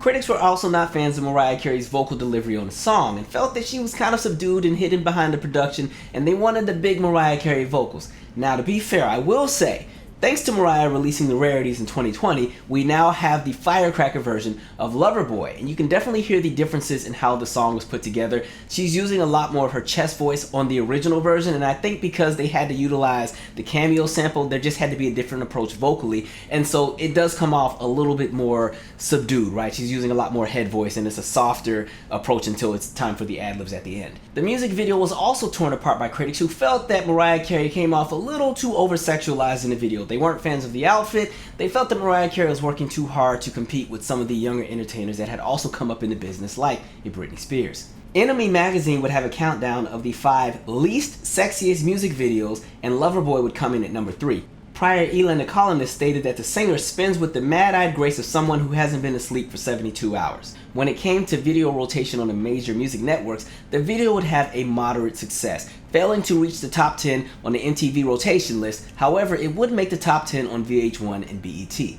Radio would also not be very receptive to the song, and this would affect the song's initial Billboard Hot 100 placement. The song would debut at number 79, marking it as one of the lowest debut singles for Mariah Carey when it came to a lead-off single. Now, looking back, because I remember when Loverboy came out, and this is just my perspective, at the time I was a teenager, and so I just specifically remember Loverboy had come out and it didn't feel like a movement or an event like some of the previous Mariah lead-off singles, because when Mariah used to drop a single, it was an event. I literally remember destroying somebody's microwave on accident because making the video was on for Heartbreaker, and I didn't want to miss the music video because I just watched the making of the video, and you'll watch Mariah Carey swing off the thing and throw hands, and I was like, oh, I can't wait to watch this video. And so when they premiered the video, I'm sitting here watching the video, I forgot I put popcorn in the microwave, and I left it in for way too long and destroyed these people's microwave. Mind you, there's smoke billowing out of the microwave behind me, and I'm just watching Heartbreaker, and then I have, so there was like that. I remember when Fantasy had dropped, because again, Fantasy debuted at number 1. Fantasy was an event when it came out. You could not escape it, and after 1 week, everybody knew all the words. Now, when it came to Loverboy, it was kind of like the song had come out, and unless you had been watching TV that day, you didn't even know it was out. Like, you didn't really hear it on radio, right? And even with the music videos, there was a remix video shot, and I remember seeing the remix video more than the original video, and that was mainly because the remix had the Brat and different rappers and stuff like that on it. But I just remember Loverboy just did not really feel like a song that was there. There were all these other big hits that were out at the time, and Loverboy kind of got lost in the shuffle. Now, I will say the saving grace for Loverboy when it came to the Billboard Hot 100 is that the label discounted the single down to 49 cents, and this would help the single peak at number 2 on the Billboard Hot 100. As a matter of fact, it would become one of the best-selling singles of 2001. Now, for some additional context, one of the reasons why Loverboy did not do quite what it could have done was because, in addition to the fact that there wasn't a lot of radio play, the music networks were acting a little funny, Mariah Carey was hospitalized on July 26 for exhaustion. Mariah Carey checked herself into hospital on Wednesday night to be treated for extreme exhaustion. Carey posted 2 voice messages on her website earlier this week, one of which complained of problems with her management and record label. Mariah also indicated she'd been taking a break from making music. Remember earlier in this episode where I said, when does Mariah Carey sleep? That really was a legitimate question because at least since 1999, Mariah Carey had been talking about how she was always exhausted. Case in point, let's jump back to 1999. Hey, it's Mariah. I'm sitting here exhausted after traveling all around the country, and I'm getting ready to go to the MTV Europe Awards. I'm tired. Yeah, I haven't had much sleep, in fact, in months. But I'm just trying to keep going, and I want you to know that I'm really, really grateful for the support. Thank you so much. You make everything happen for me. Everything I have is because I have the best fans in the whole world. Now we jump back to 2001. Mariah Carey had been extremely busy. We know she was doing the movie Glitter, she was working on the soundtrack, she's in all these meetings with the label because, again, she's on a new label. It's new faces, new people, and again, they've just spent $100 million on this woman. They want their investment, so they have her running all over the place with these new schedules and promotion and photo shoots and everything else. And mind you, she also shot an additional movie in May of 2001 entitled Wise Girls. And she also has to shoot the music video for Loverboy. So Mariah Carey flies out to a California desert where they shoot the video for a handful of days. Now here's the problem. It is scorching hot outside. There is no covered area for Mariah Carey to go to in between all the takes. And we know that when you do these music videos, you do take after take after take, and there's lots of hours and lots of time that pass by. It was so drenching out there that they had to continue to reapply Mariah Carey's makeup because she kept sweating it off. So after standing out there for a handful of days with the bare necessities, sweating it out for this music video, the label wanted her to fly to New York the next day to shoot the music video for Never Too Far. And Mariah Carey's like, no, I'm not about to do this. You think I have the energy to fly 5 hours back to the East Coast and do this all over again? And mind you, Mariah Carey has so much on her plate. So Mariah Carey never makes it to the video shoot. And the label's literally trying to find her because she's like, I can't do it. And here's the thing. Between May going into July, Mariah Carey had appearance after appearance after appearance. She would have to go over to Europe and do a promotional tour for the soundtrack in the movie. She had a bunch of promotional events in the United States. She had to do radio interviews. She had to go on 106 and Park and premiere the video. She had to go on TRL and premiere the video. She had to attend the Save the Music event. She had interviews with Entertainment Tonight and Access Hollywood and Extra. She had an MTV All Access special to tape. She had a VH1 special to tape. She still had her Camp Mariah events. She still had promotional photo shoots to do. She still had so many other things that were on her plate. And so Mariah Carey was exhausted at this point. She wasn't getting any sleep. It was event and interview and event and interview after event and after event. Just on and on and on where her schedule never stopped. And you would start to notice that as we got closer into July, her energy was changing. Her demeanor was changing. She sounded tired during different interviews. Have you seen Paris? Seen it? Yeah? I've seen it. Yeah, since you got here? Yeah, but I mean, it's beautiful weather, but I haven't had chance to do much, but because I got a little bit of a cold just from traveling, so I had to stay inside most of the time. Oh, okay. Sleep. Sleep? Yeah. We'll try not be too long then. No, that's okay. Okay. I won't be sleeping for a while. Okay, cool. But the new rumor from what I'm hearing is that you beat down Mira Sorvino after you hit her in the head with a salt shaker. Mariah, you don't have to address that. I choose to believe that you won the fight. Well, I hate to interject, but we've got to get Mariah into the studio. Can we discuss that Loverboy? Because Wendy, all this is all well and good, but we need the people to know. Okay, that you have the new CD out. The new single. Loverboy, and I want to say something about Cameo. Okay. They re-sang those parts for me. When your first album came out, though, you was really covered up. Really covered up. And that was before your breast implants and everything like that. Wendy, honey, don't even don't even make me really start gotta get to cursing the because you're saying stuff that ain't true. Because also I was also forced to wear certain garments back in those days. Is that it? Let's just say that. Hey, Mariah. Okay? We gotta go. Mariah, I ain't coming to see you now that you threw that. No, I was going to say, Mariah, that comment's not going to stop you from coming, Your is it? audience is going to believe that shit. No. Weep that one, Wendy. All right. And then we get to the TRL appearance. The day before, on July 18th, Mariah Carey was scheduled to do a round of radio promotion. However, after the very first interview did not go well with Atlanta's Q100 because Mariah Carey was an hour late, all of the radio appearances were canceled. You got Ja Rule, you got J-Lo, and that was I'm Real the remix. Loverboy, Which, come on and love me. what the hell's that? Give me more. What? Touch Mariah me, touch Carey. me. You gotta be kidding me. Ice cream truck. Hi, Carson. What are you doing here? Hi. How are I you? just thought I'd surprise What are you. you wearing? Hey. Holy crap. Hi. Okay, wait. Where's my spot? I got a present for you. Okay. Wait, where am I supposed to stand for this? I don't know. What are you doing here is the question. I'm here. Can you hold this? Yeah, I sure. brought you a present. It's this shirt. Yes, of course it does. What are you doing? Oh my God. What are you doing? Mariah Carey is stripping on TRL right now. Is it my birthday? I didn't know about it? Wow. You like this? Holy mackerel. You like this? Hey, I'm what- trying to. You're my therapy session right now, Carson. Okay, you see, what's you see, wrong? every now and then, somebody needs a little therapy. Yes, I understand And that. today is that moment for me. What's wrong? Well, you weren't. Everything's Aren't you great. busy? You just came by TRL Hello. to hang out? I did not know about this. We're just here. What is this you brought? Is this ice cream? Is this? It's the ice cream truck. Yeah. It's All crazy. I know is I'm just trying to I just wanted one day off when I can go swimming and look at rainbows and eat ice cream. Right. And maybe learn how to ride a bicycle. Yeah, we're gonna have to help you out with that one. I don't know Mariah. how, but there's no ice cream left for me, huh? We have one for you tucked away. We got to watch your All right. video, Oh, wait, Loverboy. But I have a thing. I have a thing yeah, we from have- my mom. Is that in this segment? Sure, do My whatever you mom. want. It can only happen, I guess, on this show. Mariah Carey, lo and behold, walked in with some ice cream. There was your video number 4. That's gotta make you happy. Yes, it makes me very happy. But they cut it up for the hate on me section, which is my favorite part. But I'm supposed to mention. There's Can I always say something tomorrow. really quick? Please. Okay, Help tomorrow I'm gonna be at Roosevelt Field, which is back where I grew up a lot of places, but one of the places, and I'm gonna be signing autographs. Perhaps an ice cream truck might show up. Whatever.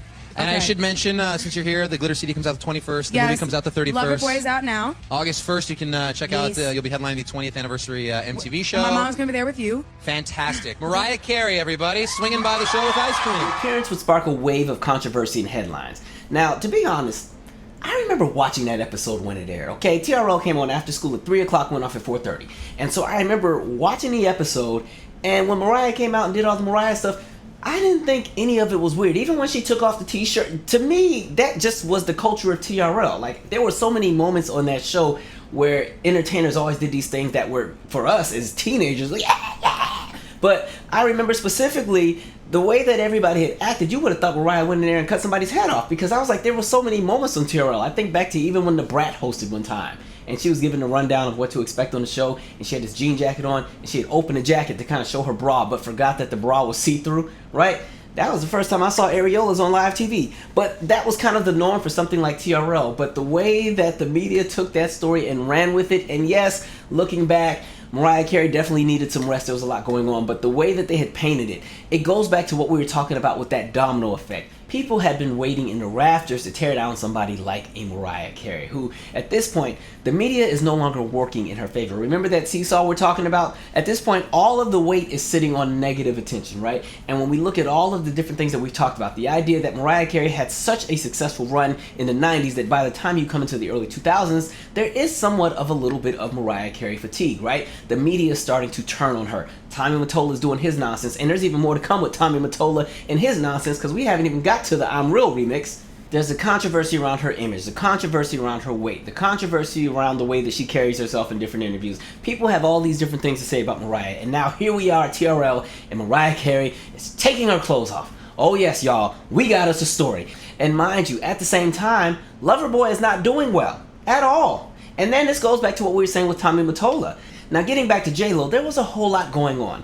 J-Lo releases I'm Real, the one with the Firecracker sample, on June 19th of 2001. Now, that's around the same time that Loverboy was released. Then, to add insult to injury, there was a remix that had been made, right? And this remix was a Rick James sample of Mary Jane, and it featured Ja Rule. And this was a banger, but there was just one problem.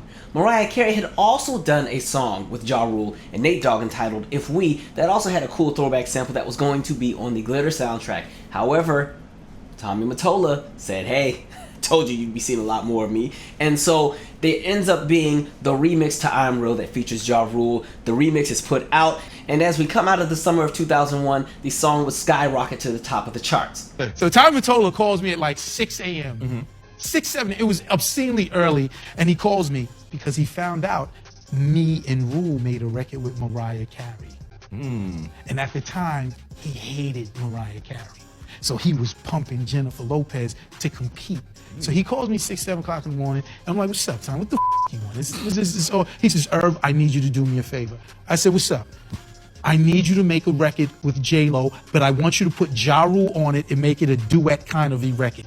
So immediately when he says that, I'm like, this he knows we just did this shit with Mariah, which was a duety record, and he's trying to f*** Mariah. So now looking at a rundown of events leading to what would be deemed that breakdown. July 17th, Mariah Carey appears on 106 in Park. Nothing too out of the ordinary, but she does state that her life feels like one continuous day since November of 2000. Remember, we're now in July of 2001, okay? July 18th, this is when there was supposed to be that radio promotional tour, and all the interviews get canceled. July 19th, that was the TRL appearance. July 20th, this was supposed to be the record store signing, and then we get this video. I just think I'm a human being that's trying to live like everybody else. I don't know what I am other than a person that needs one day. Like, this is my kind of like my day off, and although it's not, when I spend a few minutes with the kids in the Fresh Air Fund, everything's gonna be okay. We're all just living in the moment of being positive, and there's like people called haters. No, Cindy, one more thing. And we give them positivity. Let's go. You see, I can't even get a minute. Bye. Come on. Hang on. That would be the last time Mariah Carey was spotted in public for the next few weeks. Mariah Carey is exhausted. In her book, she talks about the fact that around this time, she hadn't had any sleep in 6 days, aside from a 2-hour nap. So Mariah Carey decides, you know what? I'm tired of the managers, the paparazzi, all the phone calls, all these different places I need to be and press. I'm just gonna disappear, and I'm gonna find a way to get some sleep. So Mariah Carey checks herself into a hotel, and there's nothing like a hotel, right? Just tranquility, it's peaceful. They always wrap the sheets really tight around the mattress. It's like a cocoon when you get in it, right?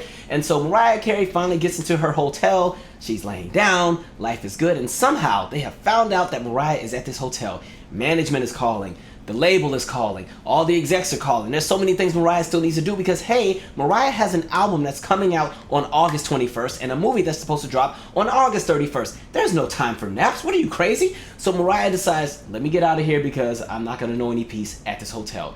She links up with her friend Marianne Tatum, who lives in Brooklyn. Marianne's like, come on to my house. You know, ain't nobody going to come way out here looking for you. So yeah, come out here. We can hang out. And so she goes to Marianne Tatum's house. And just as she's getting into that space of tranquility, it is discovered Mariah Carey's in Brooklyn. So here comes the label, here comes the execs, here come the phone calls, the messages, the texts. What are you doing? We're coming to get you. And so Mariah's like, I'm tired. Mariah Carey's brother convinces her to go to her mother's house out in Westchester because it's like, hey, you should go out there. It's quiet, it's not in the city. You'll be able to get some actual rest. And Mariah's like, you know what? It's not a bad idea. You know, me and her ain't the tightest right now, but sure, nothing like peace and quiet. So Mariah gets out to Westchester. She's laying in the bed, and again, it's quiet. There's no paparazzi. There's no media. There's no managers. There's no label. You know, she can hear the sounds of the birds chirping. You know, no sounds of the city, no honking horns, none of that. So Mariah is in bed having her tranquil moment. And you know how sometimes you can feel somebody kind of hovering over you? So she's laying there, and she kind of cracks eye open, see what's going on, and it's her mother standing over her. The label's looking for you. The managers are looking for you. All of the people are looking for you. What are you doing? Where have you been? And so it sets Mariah off because Mariah's like, I finally almost felt a moment, and here, so they get into an argument, and guess what Mariah Carey's mother does? She calls the police. This almost reminds me of that scene out of What's Love Got to Do with It. When Tina Turner was tired of Ike and she decided she's up out of there, and so she loaded up the kids in the middle of the night, and they snuck out and got on the bus and they were riding to her mama's house, and then Ike discovered she wasn't there, so he called the mama, and the mama answered talking about, hello Ike, and then she sat there and snitched and told Ike where Tina was going to be at, and he met her at the bus station. Same kind of energy. But anyway, the police take Mariah Carey away, and Mariah Carey's brother convinces her, hey, I know a spa that you can go to where it's going to be nice and tranquil again and you can relax and all will be well. Now, I know I said mom's house would be cool, but this place will be even better. And so Mariah thinks that she's going to the spa and the officers are taking her there. And, you know, she's probably in the back talking about, thank you, officer, for taking me. And really, they were taking her to the clinic. And so she'd be admitted and she'd be there for a handful of days. Once she got out of the clinic, she went back to the mama's house.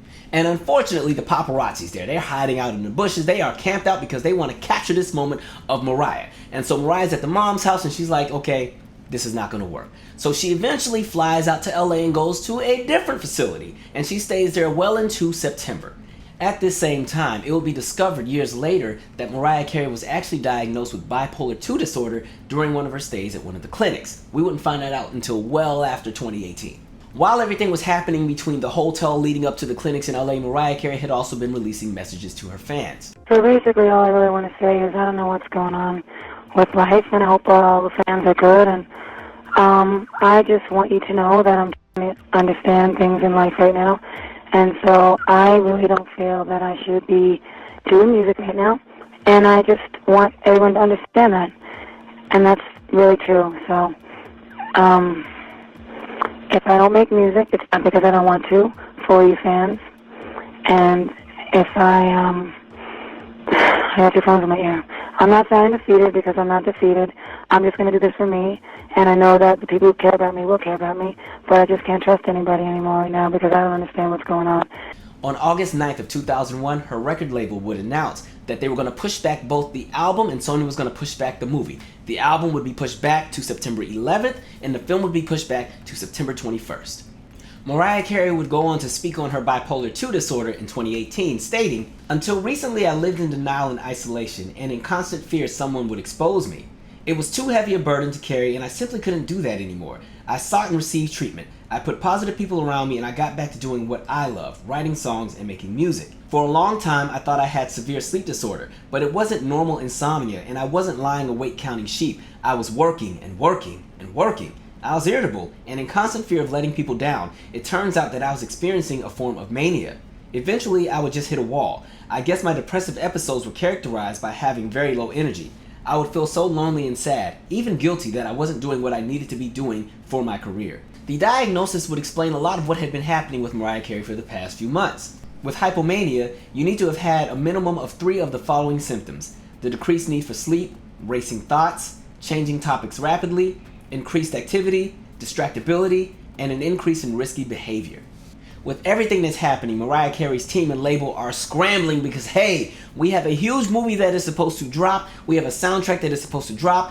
Mariah Carey is out of commission. We have to do something. So on August 14th, they released Never Too Far Away. Now remember how we said she didn't shoot a music video for the song? What ended up happening is they took the footage from the movie where she's performing the song and that would serve as the music video.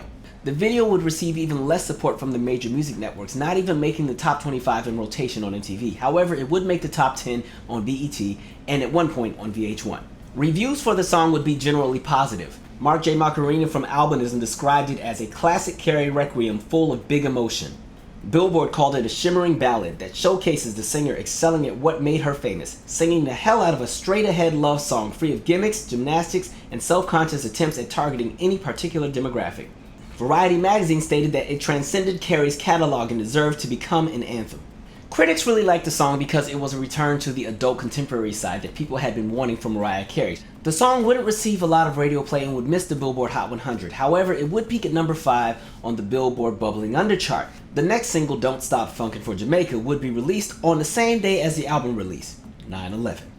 The song was only sent to rhythmic radio and would peak at number 42 on the R&B charts. A music video would be released in October of 2001, however the music video failed to reach the top rotation on any of the 3 major networks, a first for somebody like Mariah Carey. The song would also be released as a double A-side globally and would peak at number 6 on the UK R&B charts. The reviews for the song were mixed. Some thought the song was very, very catchy, others felt that Mariah Carey was overshadowed on the song, however still giving praise to her vocal delivery during the bridge. The song would miss the Billboard Hot 100 and peak at number 23 on the Bubbling Under charts. So to put things into perspective, by the time the Glitter album is released on 9/11, Mariah Carey hasn't been seen or heard from for a few weeks. There hasn't been any promotion, there hasn't been any interviews, there haven't been any performances. There's no element of anything with regard to Mariah Carey making any kind of appearance before the release of this album. And so when you take that combination of no promotion as well as a world tragedy, it's going to affect the outcome of the album. And of course, we at MTV send our deepest sympathies to those who lost family or friends in Tuesday's catastrophe. And so the album would debut at number 7 on the Billboard 200, selling 116,000 copies. The album would also peak at number 10 in the UK, number 1 in Japan, number 4 in Canada, number 5 in France, and number 1 in Greece. Reviews for the album were mixed. AllMusic gave the album 2.5 out of 5 stars, calling it an utter meltdown, the pop equivalent to Sherbano, and wrote, "It's an embarrassment, one that might have been easier to gawk at if its creator wasn't so close to emotional destruction at the time of release." Billboard cited the album as a minor misstep in a stellar career that has earned the singer a few free passes. The Boston Herald gave kudos to Mariah's songwriting and her voice, but criticized the fact that the album had too many cameo appearances. Daily News rated the album 2.5 out of 5 stars, stating maybe this was the best Mariah could muster under the circumstances, but Glitter needed more work. Entertainment Weekly gave Glitter mixed reviews, citing the abundance of rappers and describing Carey's vocals as barely there on several tracks. Concluding that Glitter is a mess, but its shameless genre hopping makes it an unintentional concept album about the toll of relentless careerism. Rolling Stone gave the album 3 out of 5 stars, criticizing the ballads as big and goopy with zero melodic or emotional punch. Rolling Stone also stated that aside from the ballads, Glitter failed to deliver success or quality that Carey needed on her debut film and soundtrack. Slant Magazine gave the album 3 out of 5 stars, stating that Carey's edgier tracks are inundated with so many guest artists that her sound ultimately becomes muddled. Her pop tunes are so formulaic that it's difficult to distinguish one from the next. USA Today rated the album 1 out of 4 stars, criticizing Carey's overall image for the project as well as many of the guest stars on the record. She described Carey as cheapening her image and wrote, "The whiff of desperation grows more pungent on Glitter." So when it came to the release of the Glitter album, it just wouldn't quite have that same kind of impact that the previous albums would have, and there would be a bunch of different factors that would contribute to that. Now, many people always say, well, it was mainly because 9/11 took place and nobody was buying albums. However, I think that's more so one of the factors, but not the main one. And I say that because other artists also released albums that day, including Jay-Z, who sold 427,000 copies of The Blueprint. I'd say more so the contributing factor to the slow sales of Glitter was more so the fact that Mariah Carey was just not in a capacity to promote the album the week that it came out. Now let's remember, Mariah Carey had done a lot of promotion in June and July. Tons of promotion, mainly because the album was supposed to come out earlier. So she was on the right trajectory to do everything that was supposed to be done with regard to the album coming out. However, she had to step back and take a moment to take care of herself, and so we don't see her for any of August, right? So she's out of commission for all of August. She's out of commission pretty much even at the time that the album comes out. There are no public appearances. Now remember, this is before social media.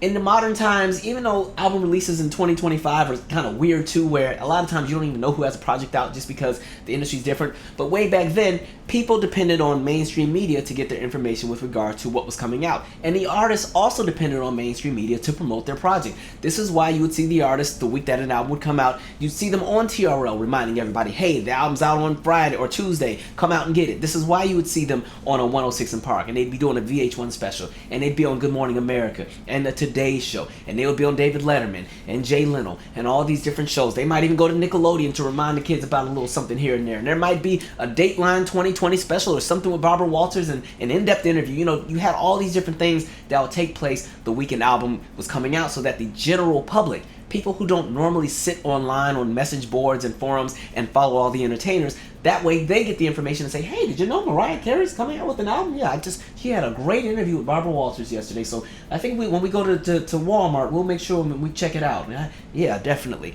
Mariah Carey also doesn't have a music video that's getting major rotation on the music networks. Like we said, Loverboy is pretty much done. Never Too Far is getting some play, but not a whole lot. So now we have a big artist like Mariah Carey who's dropping an album, but she's nowhere to be found because she's recovering. There's no promotional events. There's not any big radio hits. There's no music videos really getting a lot of rotation. If there was any element of promotion for Mariah Carey the week that the album came out, aside from the billboards that were posted everywhere, Mariah Carey was on the cover of Billboard magazine and had a spread. However, Billboard magazine is more of a resource magazine for people who are interested in the music business, not the general public. So that random person who lives in Iowa that has a Jim Rummy club is probably not reading Billboard magazine. So, unfortunately for Mariah, the cards were just really stacked against her. Mariah Carey would make her first 2 public appearances in late September. One for America, a tribute to heroes, where she would actually perform the song Hero in commemoration to those lost in 9/11, as well as the premiere of the movie Glitter. When it came to Glitter, the reviews were terrible. The Houston community newspapers would state, "Miss Carey has the voice of a dove, but sad to say, the acting range of a parakeet." The film file would state that the movie was about as fresh as rancid Chinese food that had been stuck in the back of the refrigerator for several months.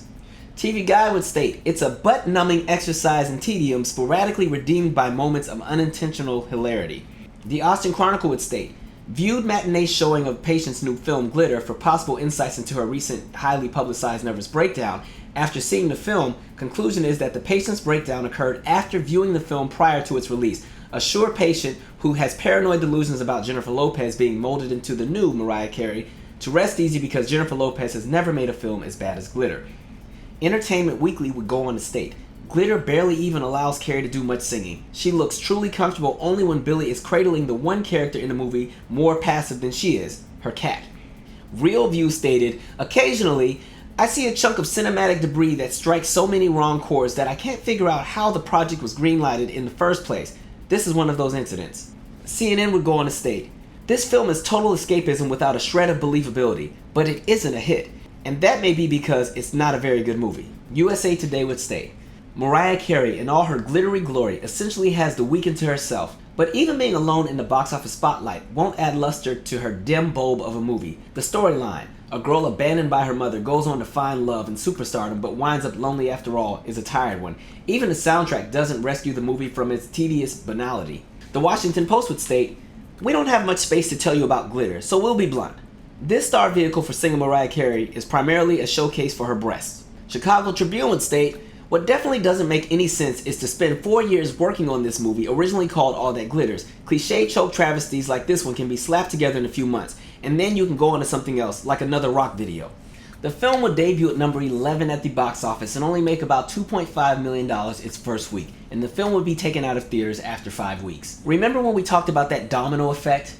Honestly, that same domino effect analogy worked with how the mainstream media and the press also operated when it came to celebrities back in 2001 and the early 2000s. Before the emergence of social media and before celebrities could change the narrative about how the world saw them, the celebrities were at the mercy of the press and the mainstream media. And so if one major press outlet decided we don't like Mariah Carey, or we don't like Britney Spears, or we don't like whatever celebrity, then all the media outlets would follow suit, right? And it would kind of be like a let's kick them while they're down kind of moment. And the problem would be the general public also consumed all of that messaging, and then the general public would have their perception about these celebrities. And so way back when, it was really hard for celebrities to take control of the narrative that people had about them. So one of the things that really sucked is once the mainstream media decided they were done with you, the general public also would usually follow suit because, again, everybody's being fed the same thing and they're saying, hey, this Mariah Carey lady, like we told y'all, she's crazy, she acts a little loony, she's clearly having a breakdown, the music's not good, the movie's not good, let's move on to the next entertainer. And that was kind of the energy that was put out around Mariah Carey. There wasn't a lot of sympathy and grace to her having a breakdown. If anything, it was more fuel to the fire and people had more things to joke about. I want to look at rainbows, and I want to eat ice cream, and bunnies, and hug trees. Let me tell you something. You are going to be a star. The biggest star there ever was. Academy Award winner Robert De Niro. Hey, what makes you think I'm going to let nobody like you sing in my club, eh? I have dry mouth. I need a sugar-free root beer float, please. Gutter. I need it, I want it, I have it, I want it, I have it, I need it, I want it, I want it, I need it, I want it, I need it, I want it, I need it, I love it, I have it. Peter Travers of Rolling Stone says it's official. I love everything. And this is something. I have to take my pants off now. Only the divine LaCarey could sing so many songs without melodies. So effortless. It's as if she made them up as she went along. Hey, Hollywood, do the line. Do the line. Do the line. Do the line. Do the line. Don't you mark me. Hey, do the line. Do the line. I swear to God, I'll break your head off you mark me one more time. Don't do the singing like a seal. Don't be singing like that. You're gonna break some lines. Do the line. Gutter. Now today we live in a space of extremities where literally something new crazy is happening every day. So even if a celebrity did something that did not look really great in the public eye on a Monday, by Wednesday everybody's moved on to something else. It's to the point where we have shows like TMZ Live that can go story after story after story after story in one episode about all these different celebrities, and by the time they get to the next episode the next day, totally different set of stories. This is not the same as 2001, where something like Mariah Carey's breakdown would be in the media for weeks and weeks and weeks, to the point where the public perception of Mariah is, oh yeah, she's washed up. Yeah, she's done. Yeah, I actually, now that I think about it, I didn't even really like her that much. She was okay, but she wasn't all that, right? Yeah, she definitely needs to put some clothes on, and yeah, she's a terrible actress, and I don't know. All the songs were bad, all of them. Fantasy wasn't even that good, right? And so that's kind of the perception that kind of happens. And so back then, celebrities, once they were on the receiving end of a lot of bad press, it was really hard for them to climb out of it because they had to still depend on those same outlets for their good press. So it was a really, really catch-22 type of situation where once the cards were not in your favor, they really weren't in your favor. Reflections Care Enough would be the next single released from the album, but only exclusively in Japan, where the song unfortunately would not chart. In October of 2001, Mariah Carey would also shoot a music video for Last Night a DJ Saved My Life. However, the music video would not officially be released, but she would utilize it in the visuals for her performances later on in the decade. For the remainder of 2001 and early 2002, Mariah Carey would begin to rebuild her image by making different public appearances, having special performances, and doing different interviews. Now, when it came to the Glitter album, I honestly felt like a lot of the smoke that it got was collateral to just everything that was happening around Mariah Carey at the time. Because, to be honest, I really like the Glitter album. As a matter of fact, and Mariah fans, please don't fight me, I like the Glitter soundtrack more than Rainbow. I'm just saying, Glitter was a fun album for me, right? If we go down the track listing, the album opens with the Loverboy remix. I'll be honest, I've never really been a big fan of Loverboy. It's one of those songs I don't really ever play. If it comes on, it comes on, but it's not one of the songs where if I'm saying, hey, let's put on some Mariah, that's going to be the first choice. Normally, it was always a skip to me. Much love to Loverboy, but it wasn't really my song. Lead the Way, I thought, was a really nice ballad, especially the second half, a really great vocal. If We, again, this was the song that had Ja Rule on it. I see the vision of what they were trying to do. It's not one of my favorites, but I do kind of like the song. Didn't Mean to Turn You On was a really fun remake of the Sherelle song. I really enjoyed the Mariah version. It was funky. She has a really great vocal on it. It's just a really fun track to listen to. Don't Stop Funkin' for Jamaica is another fun track. Yes, Mystical kind of has a really heavy presence on the song, but by the time you get to that one segment in the climax where Mariah does her singing, you're like, okay, this really goes in, but it's a fun song as well. I've always enjoyed that song. I think what I liked about this album was that it had a lot of really fun up-tempos. I listen, when I'm cleaning the house and I gotta put some music on, I'm trying to crank, right? So Mariah had some crankage on this album. All My Life was another fun up-tempo song that was on the album. So like I was saying, Mariah just had a lot of really fun tracks on this project. Reflections Care Enough was another ballad that had a really great climax and a really great vocal at the end. And just like Lead the Way, it was one of those songs where, again, you really get to see just what it is that Mariah Carey can do vocally on a song. Last Night a DJ Saved My Life is another fun up-tempo. What I loved about this project was there were lots of remakes and covers, again, just to kind of highlight just how fun music was in the 1980s. And so her version of Last Night a DJ Saved My Life is just a really fun, danceable track. It sounds really good in the car, too. The car just be thumping when it comes on. Want You is another track on the album that kind of has that 1980s nostalgia, kind of like a loose ends hanging on a string, and it also features Eric Benet. Never Too Far is another great ballad on the album, and one of the things that's dope about it is, again, you're starting to see a little bit more of Mariah jumping into the adult contemporary side, but counterbalancing it with songs that are a little bit more rhythmic and up-tempo. So you kind of get a best of both worlds, where for people who actually got the album, if you're somebody who really likes a lot of Mariah Carey's work from music box and back, you kind of can get that element of satisfaction. And for those who are more so like, Daydream is kind of in the middle between all those albums, but then I would say Butterfly and Forward, you kind of get that mix as well. And so I think, again, the soundtrack gives you a little bit of everything. And then there's the song Twister. I'll be honest, it's a nice song, but it's one I kind of skip around a little bit past. And then the album ends with the original version of Loverboy. So like I was saying, in my personal opinion, Glitter was a nice album. It wasn't something terrible that the media tried to paint it out to be. I think it just caught the smoke that the film caught. And in addition to everything that was happening in Mariah's life, it was just the perfect time for everybody to pound on Mariah. And it's kind of what happened. As we come into 2002, Virgin Records is not happy with Mariah Carey. They're not happy with the outcome of the sales of the Glitter soundtrack, especially because they spent $10 million to promote the soundtrack, and then everything happened that summer and that fall. They are not happy campers. It's to the point where the woman who negotiated and arranged the original contract for Mariah Carey to have the $20 million for the 4 albums plus the $21 million signing bonus, she has been fired. They brought in 2 new people, and again, Virgin is already going through a bunch of different things financially because there's a larger merger. We talk about that in the Janet Jackson episode of So What Happened because, again, remember, Janet Jackson and Mariah Carey were both on Virgin Records at the same time. As a matter of fact, plans for a You Ain't Right remix featuring Mariah Carey would be canceled. There was a whole lot going on. Now, Mariah Carey was like, I want to leave too, because they actually tried to renegotiate and bring in a different offer for her contract where she wouldn't have as much creative control, and they would kind of cut back on how much money she was getting. And Mariah was like, no. I know we had a little bumpy ride, but let's not forget that my track run has been very successful for all the previous albums, and even though Glitter didn't do what it was supposed to do, it's still a platinum album. Don't play in my face. And so Mariah Carey actually was plotting and was ready to leave the label. As a matter of fact, she had already started recording the next album, even before signing her new deal. So what eventually would happen is, Mariah Carey would eventually leave Virgin Records, but they still would end up having to pay her $28 million due to a clause in the contract. She would end up having a meeting with Doug Morris and Leora Corinne from Island Def Jam Records, and they would be the ones to say, hey, we'll take you over here. This is one of our new labels that we're about to start, and we'd love to have you. And so she signs a $20 million contract with Island Def Jam. For the spring and summer of 2002, Mariah Carey would spend a lot of her time in Capri and in the Bahamas working on her next studio album entitled Charmbracelet. This would be one of her most personal albums since the Butterfly album. Mariah Carey would go on to state, "Charm bracelets have always had a personal and sentimental significance for me. Charms are like pieces of yourself that you pass on to other people, items that tell your story and that can be shared like a song. The bracelet represents the foundation of this album, a body of work that encompasses many feelings." Carey would go on to work with producers like Jimmy Jam and Terry Lewis, Brian Michael Cox, and Jermaine Dupri for this project.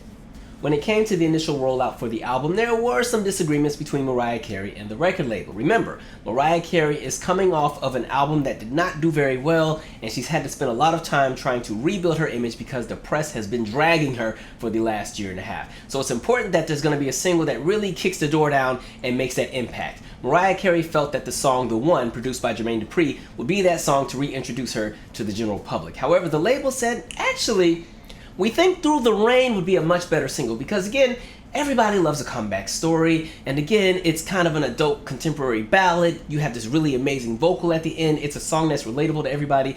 This is going to be the song that catapults you back out there. So we think you should release Through the Rain instead of The One. The music video would be shot by Dave Meyers and released in the fall of 2002. The music video would somewhat serve as a parallel to the experience Mariah Carey's parents faced being an interracial couple in the 1960s.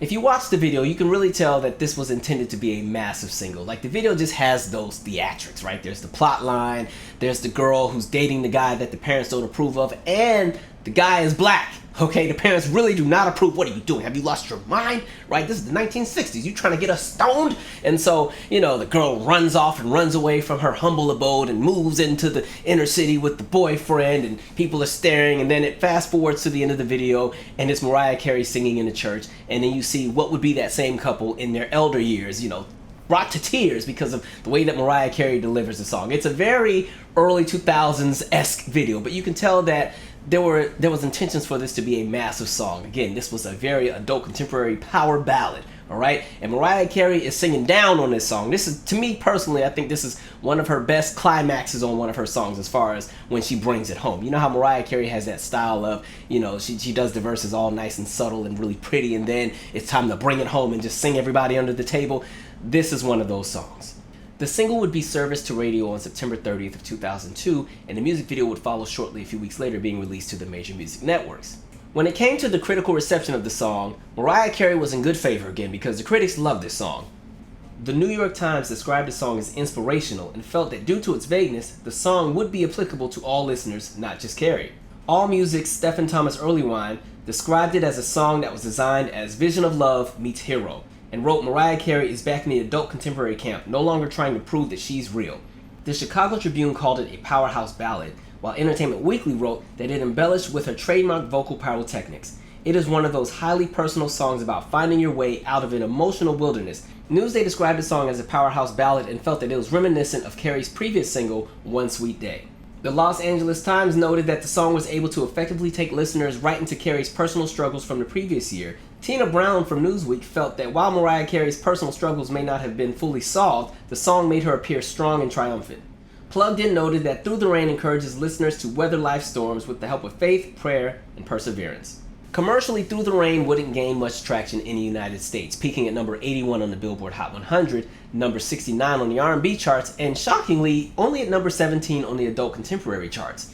However, internationally, the song would fare much better, going to the top 5 in Canada, as well as going to number 1 in Spain and the top 5 and the top 10 in many European countries. The video wouldn't fare very well on the major music networks either. However, during the first 3 weeks of release, it was in the top 5 on MTV, the top 10 on VH1, and the top 25 on BET. I think one of the challenges that existed for Through the Rain was the fact that Mariah's team is in a bind where they're trying to figure out how to rebuild her audience. Again, like we said, Mariah always had the best of 3 different worlds, right? R&B, pop, and the adult contemporary market. And so with Glitter, the adult contemporary market was not very pleased. The pop market also was not very pleased. A lot of the singles were very R&B oriented, and even though they weren't massive hits even on the R&B charts, the R&B audience was the most receptive. So there's kind of that idea like, okay, well, we have the R&B side in our pocket. So now let's put some weight on what's happening with adult contemporary and pop, because if we can get a massive pop hit and it has that adult contemporary support, R&B will follow suit anyway. It may not be the big hit on the R&B charts, but they will respect the single. And so it kind of seems like that was the intent, because again, when you're listening to the song Through the Rain sonically, it is a very pop and again, adult contemporary song. And the other thing is, 2001-ish to about 2004 was a very weird time period for adult contemporary music. Now, like we said before, the 2 biggest genres of the 90s were country and R&B. As we got into the early 2000s, it would shift to pop and also hip-hop. And so where does adult contemporary fall in place with that? In the past, it's always kind of found this way to kind of just settle in the middle, especially in the 90s. Adult contemporary hits and even in the 80s could still be really, really massive. As we get into those early 2000s, adult contemporary, people are still having adult contemporary hits, but the formula and what you would call that makeup of these adult contemporary songs have changed. So when you look at a song like Through the Rain, like the reviewer said, it has that very hero / vision of love essence to it. Very big, very in your face, very easy listening, definitely something that you can play at the office. Now, when you're looking at some of the big adult contemporary hits of a 2002 or 2003, you know, Norah Jones, Don't Know Why. Very different, right? Not what you would consider a power ballad, a little bit more jazzy, a very subtle vocal. It's almost easy listening for easy listening, if easy listening had an even more subtle category, right? You can take a song like Enrique Iglesias' Hero, which was another big adult contemporary hit in 2002. You know, it still follows somewhat of that ballad formula that Through the Rain would follow, but what worked in Hero's favor is the fact that Hero is this song that could play at the end of a romantic movie and everybody can connect to it and fall in love. So you have that aspect on top of the fact that he's a young male pop star who's also been able to ride the success of the Latin pop explosion, and he still has the TRL audience. So there's a lot of things that work in his favor where he has the younger audience and again the adult contemporary audience and even what you would say the Latin pop audience and the pop audience. So that kind of helps Hero to become this massive hit. If you take a song like Celine Dion, New Day, again, still a ballad, but even different for Celine Dion. You know, it's not big like you would say My Heart Will Go On or It's All Coming Back to Me Now or Where Does My Heart Beat Now. Still a ballad, but it's kind of reformulated itself to kind of fall within the scope of what's happening in popular music for 2002. Vanessa Carlton, 1,000 Miles, massive adult contemporary hit, pop crossover hit. So like we're saying, adult contemporary has expanded. It's no longer just the big power ballad circa Bette Midler, Wind Beneath My Wings, right? It has kind of expanded into new realms. The Chicks, Landslide, again, another ballad, great vocals, but again, this is more coming from the country pop crossover side. And again, when you're looking at the structure of the song, very different from something like Through the Rain. The same can be said for Faith Hill Cry. The same can be said for Shania Twain's Forever and For Always. Uncle Kracker's Drift Away, which was a massive, massive hit.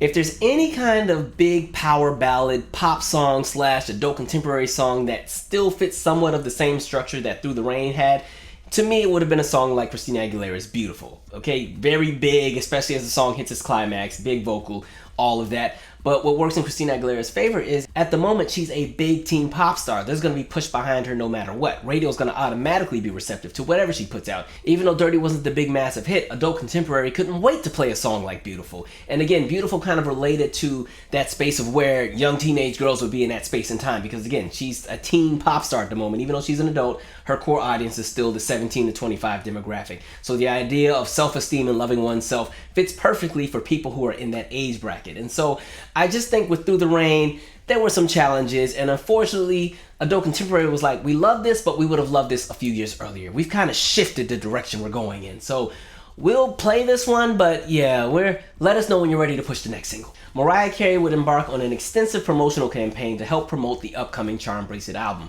appearing on shows like The Oprah Show, The Today Show, The View, shows like Dateline, the NBA All-Star Game, Top of the Pops. She would also travel to places like Brazil and other parts of Europe and Asia as well to promote the album. At the same time, they were gearing up for what would be the second single. The Charmbracelet album would be released on December 3rd of 2002. Sales would initially fare much better than Glitter in comparison. The album would debut at number 3 on the Billboard 200 and sell 241,000 copies in its first week. It would also go to the top 10 in 4 countries. Side note, I had to give Spain a strong side eye, because how did you let Through the Rain go to number 1 on your charts, but then the album only debuts at number 24? Flaky. No, I'm just kidding. Reviews for the album weren't very favorable.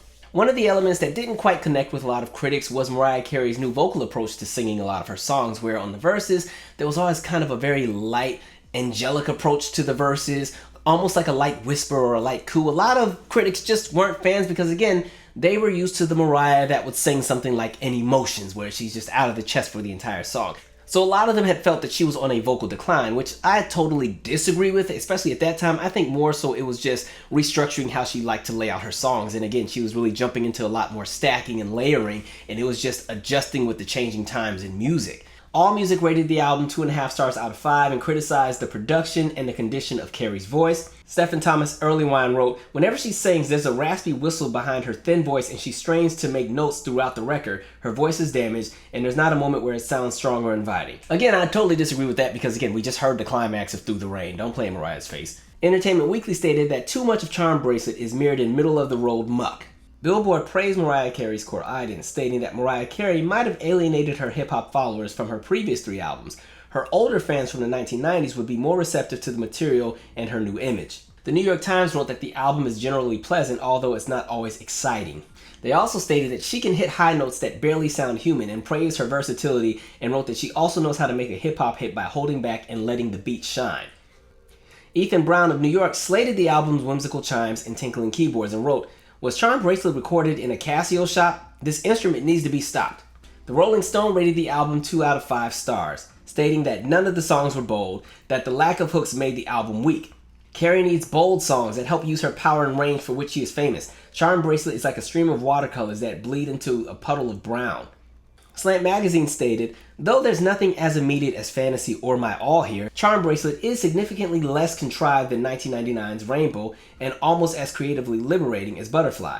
One of the things that would help benefit Mariah Carey during this album era is the fact that she was no longer the #1 punching bag of the media. Yes, there would still be the jokes, there would still be the conversations about her weight, there would still be the mad TV skits, but because of Mariah Carey's promotional campaign and the interviews and the different appearances, people started to back away and say, okay, maybe we were a little too hard on her. Let's give her some grace. They got to see the human side of Mariah Carey. And for those who kind of dug into some of the tracks on the album and listening to just some of the things that she was stating about her life and where she was in the past and in that current moment, a lot of people gave her extended grace. And what's really interesting is when you're talking about just the sales of Charmbracelet, they pretty much mirrored the sales of Glitter, if not sometimes worse in some circumstances. However, it wasn't something that was paraded and weaponized against Mariah Carey this go round. The media had given her grace. To be honest, I had no idea Charmbracelet wasn't a massive album. I thought it was like the big comeback album because every time I saw Mariah Carey stories around the time, it was about the big comeback and the triumphant return and how to overcome obstacles. So at the time,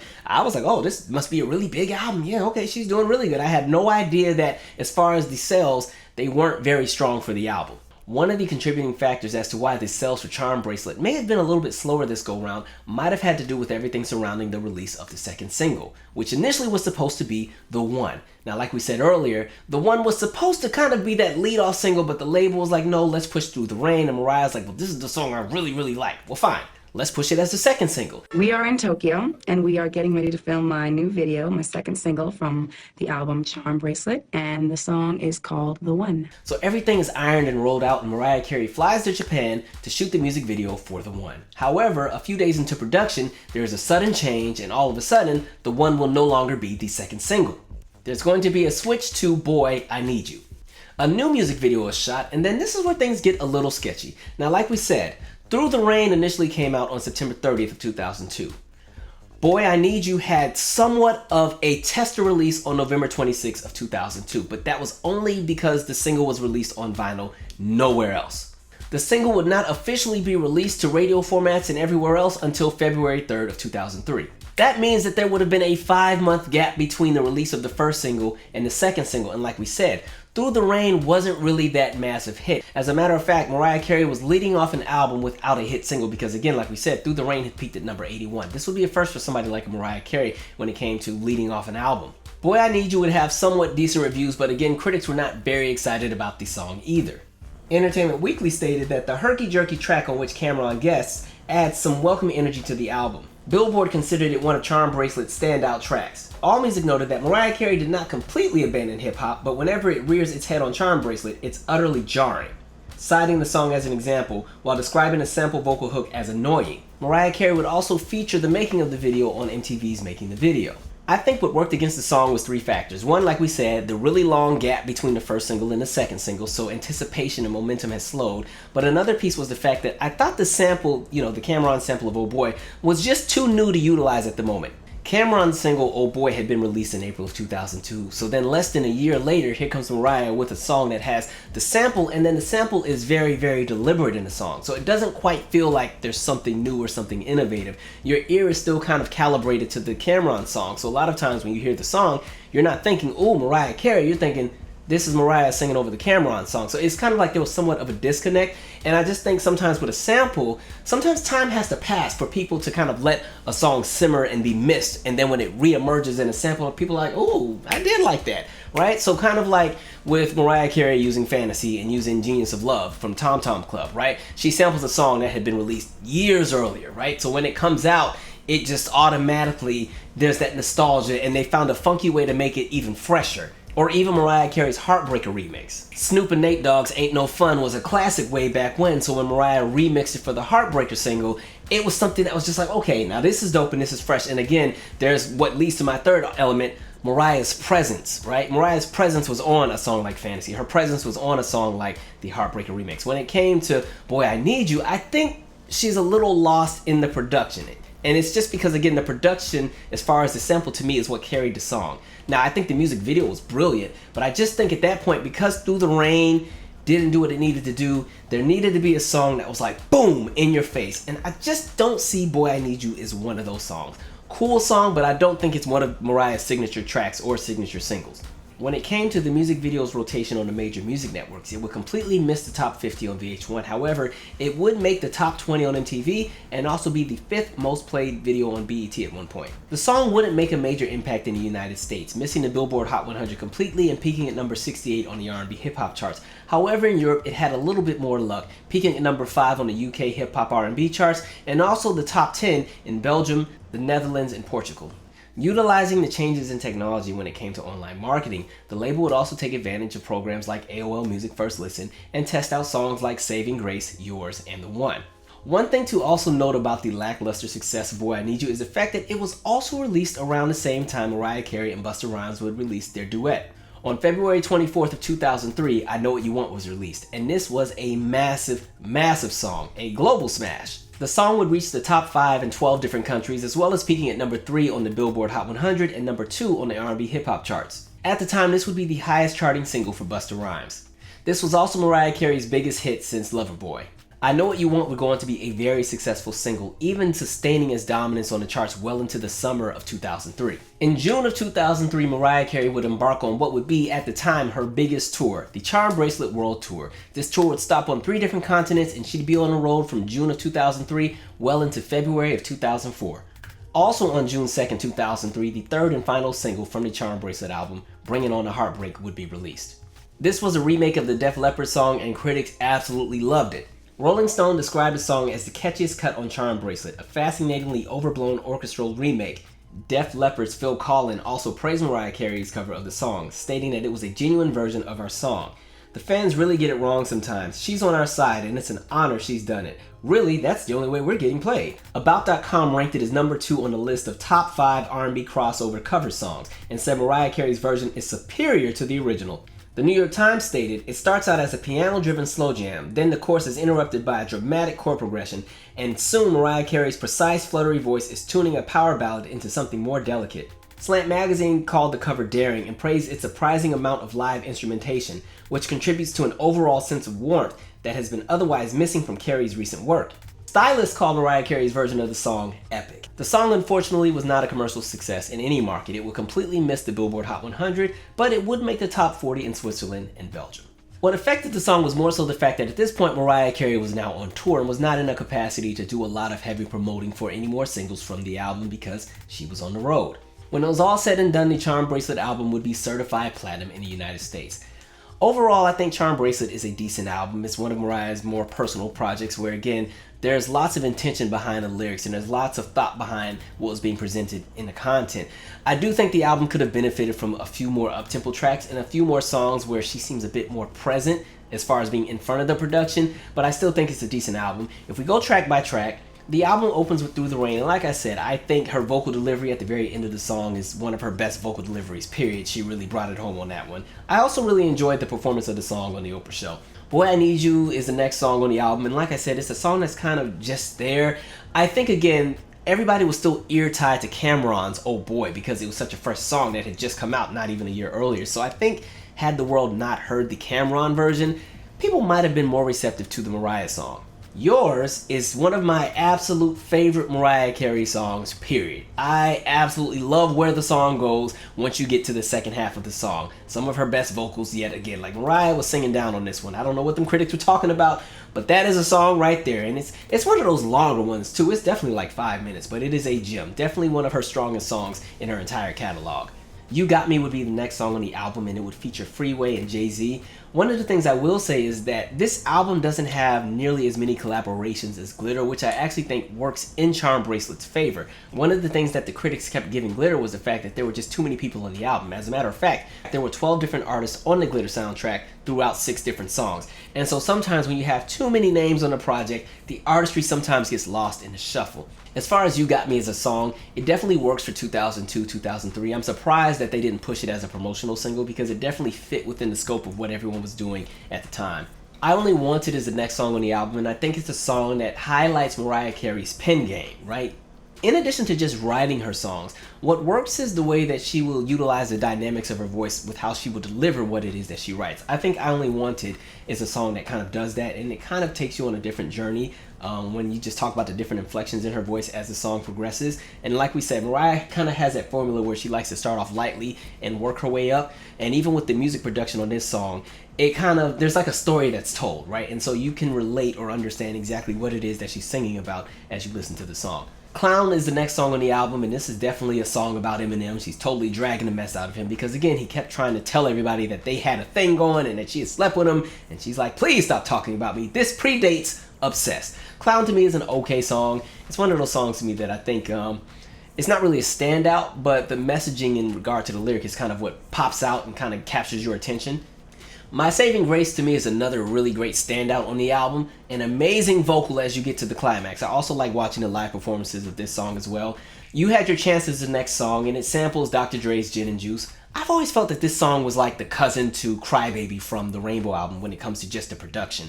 I will say by the time you get to You Had Your Chance on the album, I can kind of almost see what some of the critics were saying with regard to her approach with singing the different verses, because at this point, almost every song has had a similar vocal approach with the verses where she's doing the really light, feathery approach and then she brings it home on the climax. I think for people who have followed Mariah Carey from day one, if you were kind of having that expectation of what you got with the first 2 or 3 albums, then I can see why some people may at this point look at the album like, okay, Mariah, we love this, but now we need you to sing it from your chest all the way through. I can almost understand that. Lullaby is the next track on the song, and it kind of has those similar elements to Michael Jackson's Butterflies. From what I've seen online, this is also one of the fan favorites on the album as well. Irresistible West Side Connection is the next song on the album, and it has that Patrice Rushen Remind Me sample that always sounds really good in a car, so this one's definitely a smooth groove. To me, Subtle Invitation is one of the standouts on the album, and I also think it kind of foreshadowed to what we were going to see with her next project when it came to production and the approach to her songs. Bringing On the Heartbreak is the next track, and again, another standout. I hate that it wasn't the success that it could have been because I thought it was a really great track. And I also really admired the fact that she had an entire live band for the recording session of this song. It wasn't just programming in like Pro Tools. So I always thought this was a really, really cool song and a really cool approach. I also like the music video as well. Sunflowers for Alfred Roy would be the next song on the album. Now this was a song that was dedicated to her father, who had recently passed away around the time that she was working on this project. I always like the lyric towards the end of the song where she says, "Father, thanks for reaching out and lovingly saying that you've always been proud of me. I needed to feel that so desperately."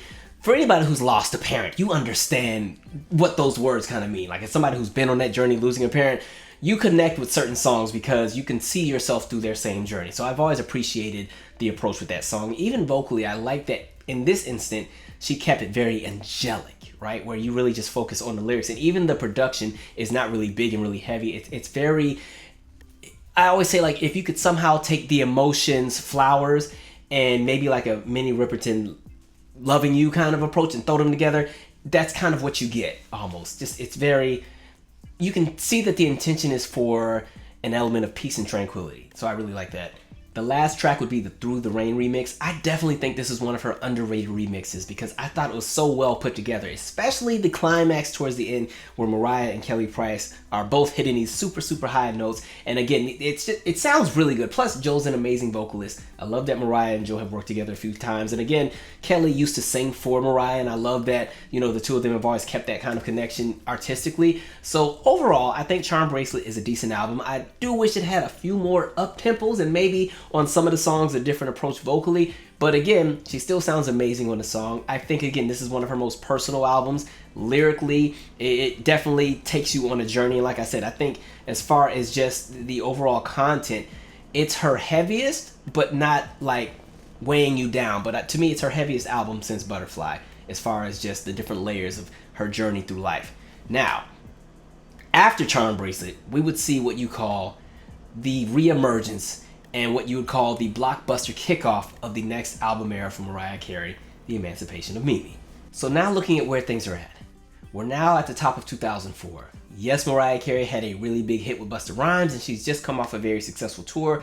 However, when it comes to her albums, she's released two albums that have not really been the massive commercial success that they were anticipated to be, right? Though they have both gone platinum, we're talking about an artist that has had diamond-selling albums, an artist that has had multi-platinum selling albums, an artist that has had hit after hit after hit on the radio and on the charts, an artist that was a staple on the music networks. And now, as we come into 2004, a lot of that has slowed down drastically. And to be fair, many of her peers are also in the same boat, even to the point where some of the different entertainers that she was once duking it out with on the charts are not even in the conversation anymore. Nowhere to be found.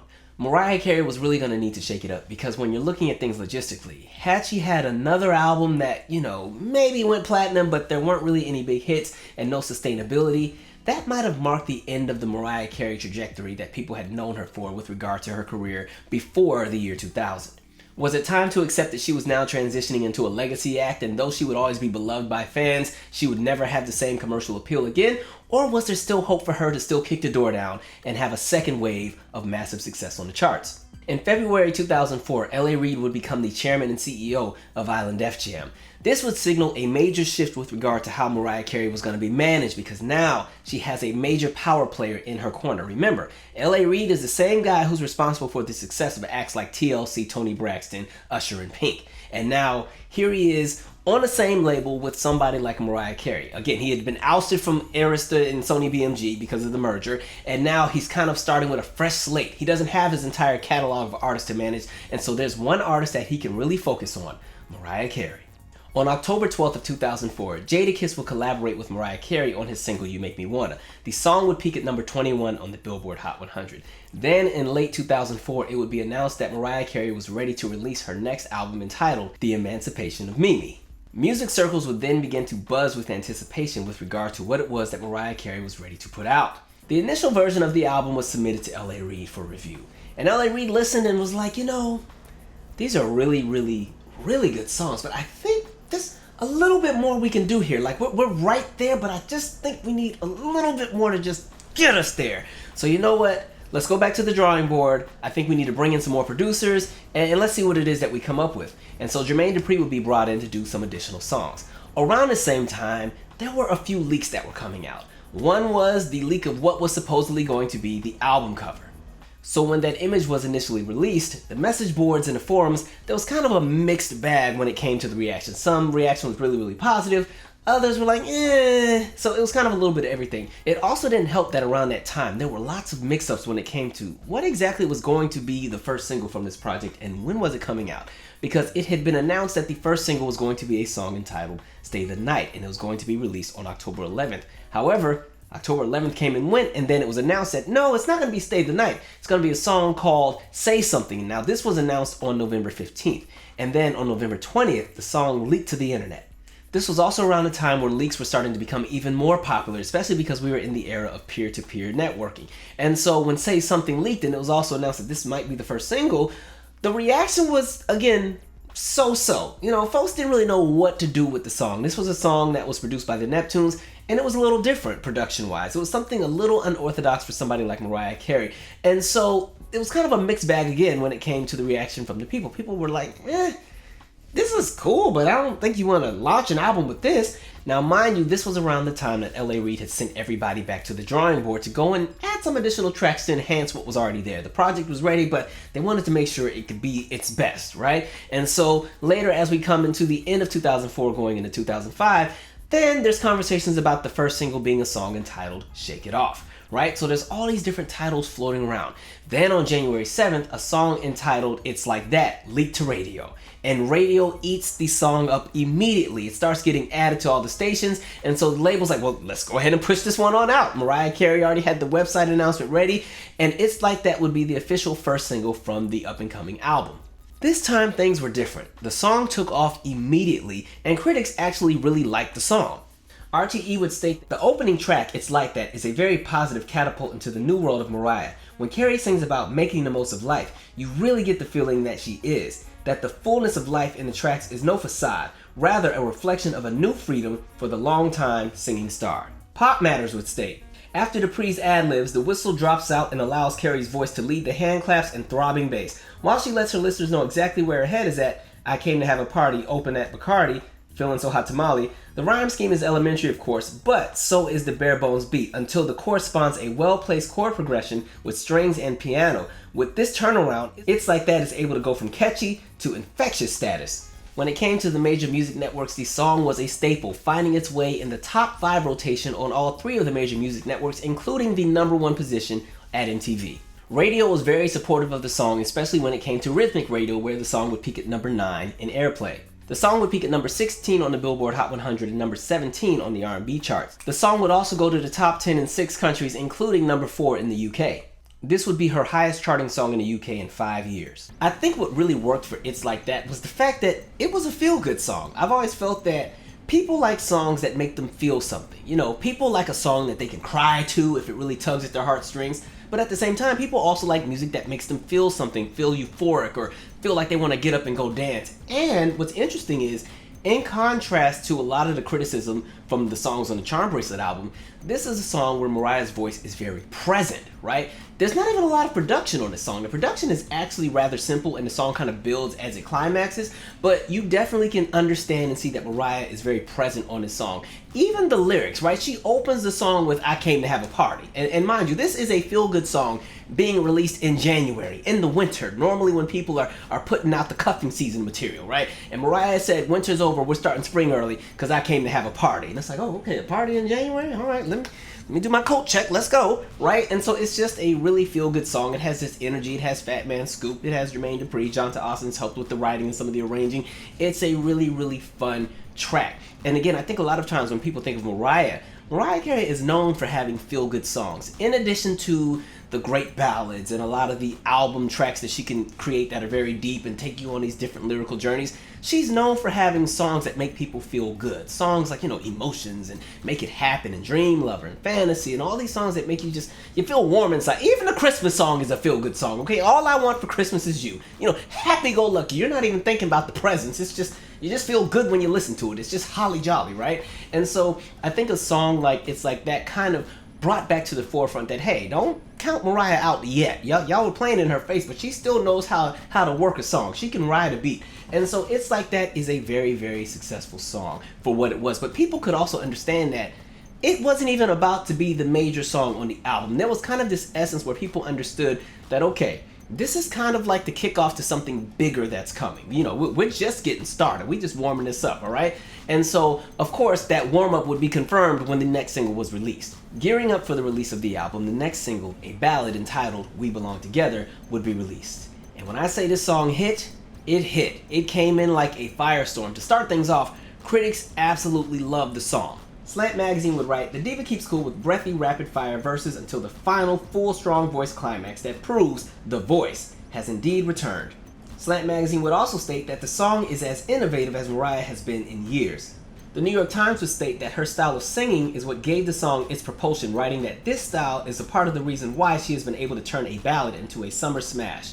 We Belong Together doesn't have a guest rapper or a hard-hitting beat, but Miss Carey's tricky vocal lines give the song more propulsion than you'd expect, with tightly coiled counter rhythms that tug against the beat. One of the things I really like to emphasize in this series when it comes to album rollouts and the success of an album is the fact that the second single has to be what you call a sustainability single. And what I mean by that is, by the time the second single comes out, it has to maintain the momentum of the first single and keep the conversation going around the album when it comes to the general public. In my opinion, your second single should be strong enough to have been the first single if we're gonna go that route. And what do I mean by that? Like, you can take different albums where the second single was strong enough to be the first single if they really wanted to push it that way. Like if we take Janet's Control album, right? The first single was What Have You Done For Me Lately, and then Nasty was the second single. But Nasty could have easily been the first single to kick off the Control era, and What Have You Done For Me Lately would have kept the momentum going, right? It was fresh enough and it was something that was different for 1986 that really would have caught on with the general public. But there's also a conversation about timing, because sometimes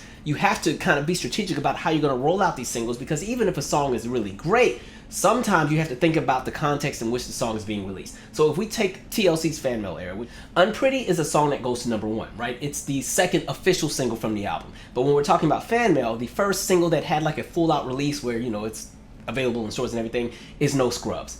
No Scrubs is such a different song for the time that it comes out. It's innovative. It doesn't sound like anything else that's out there.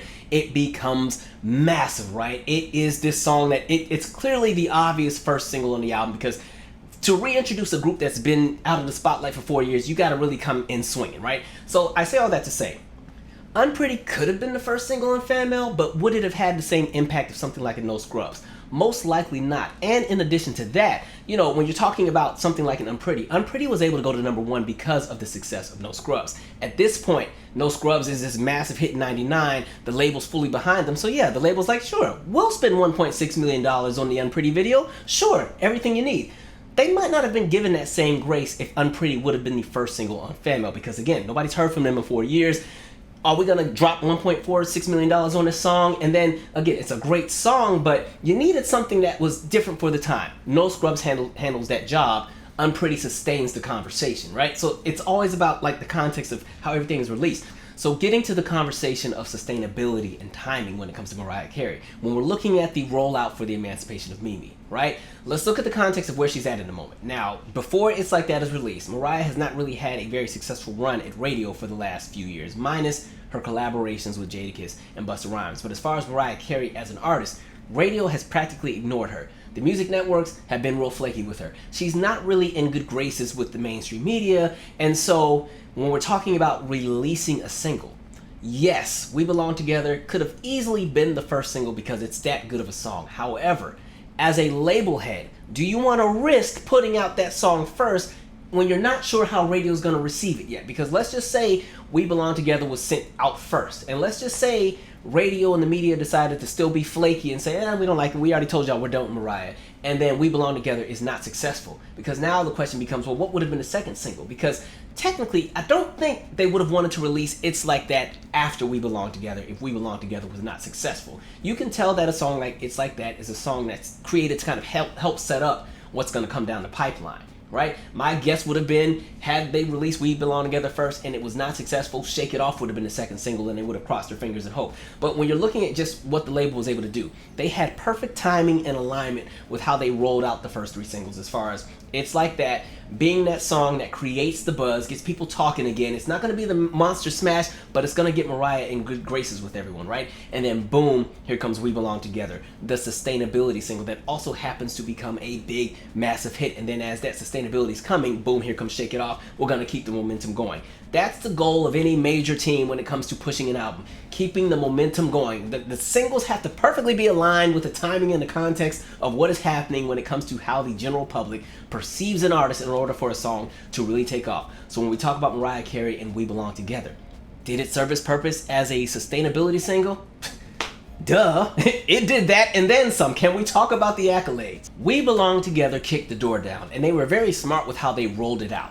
The first week, it's sent to Rhythmic Radio, right? Rhythmic Radio is starting to eat the song up. The following week, they release it for digital download, where people can now purchase it on iTunes, because again, the industry has changed. The iTunes store is now a thing, right? So now it's not just about physically releasing the song in stores, because now people can get the song from the comfort of their computer, right? And so, released to Rhythmic Radio, then sent for digital downloads, then sent to the other radio formats. And the thing that worked with that is, once it was sent to Rhythmic Radio, and other formats were seeing how successful it was, they're waiting like, hey, are you gonna send us the song too? Like, people are calling and requesting a Mariah song, and we can't play it yet because it's not in the nationally syndicated playlist for our specific format yet. Can we play it yet? Can we play it? Please, please, please.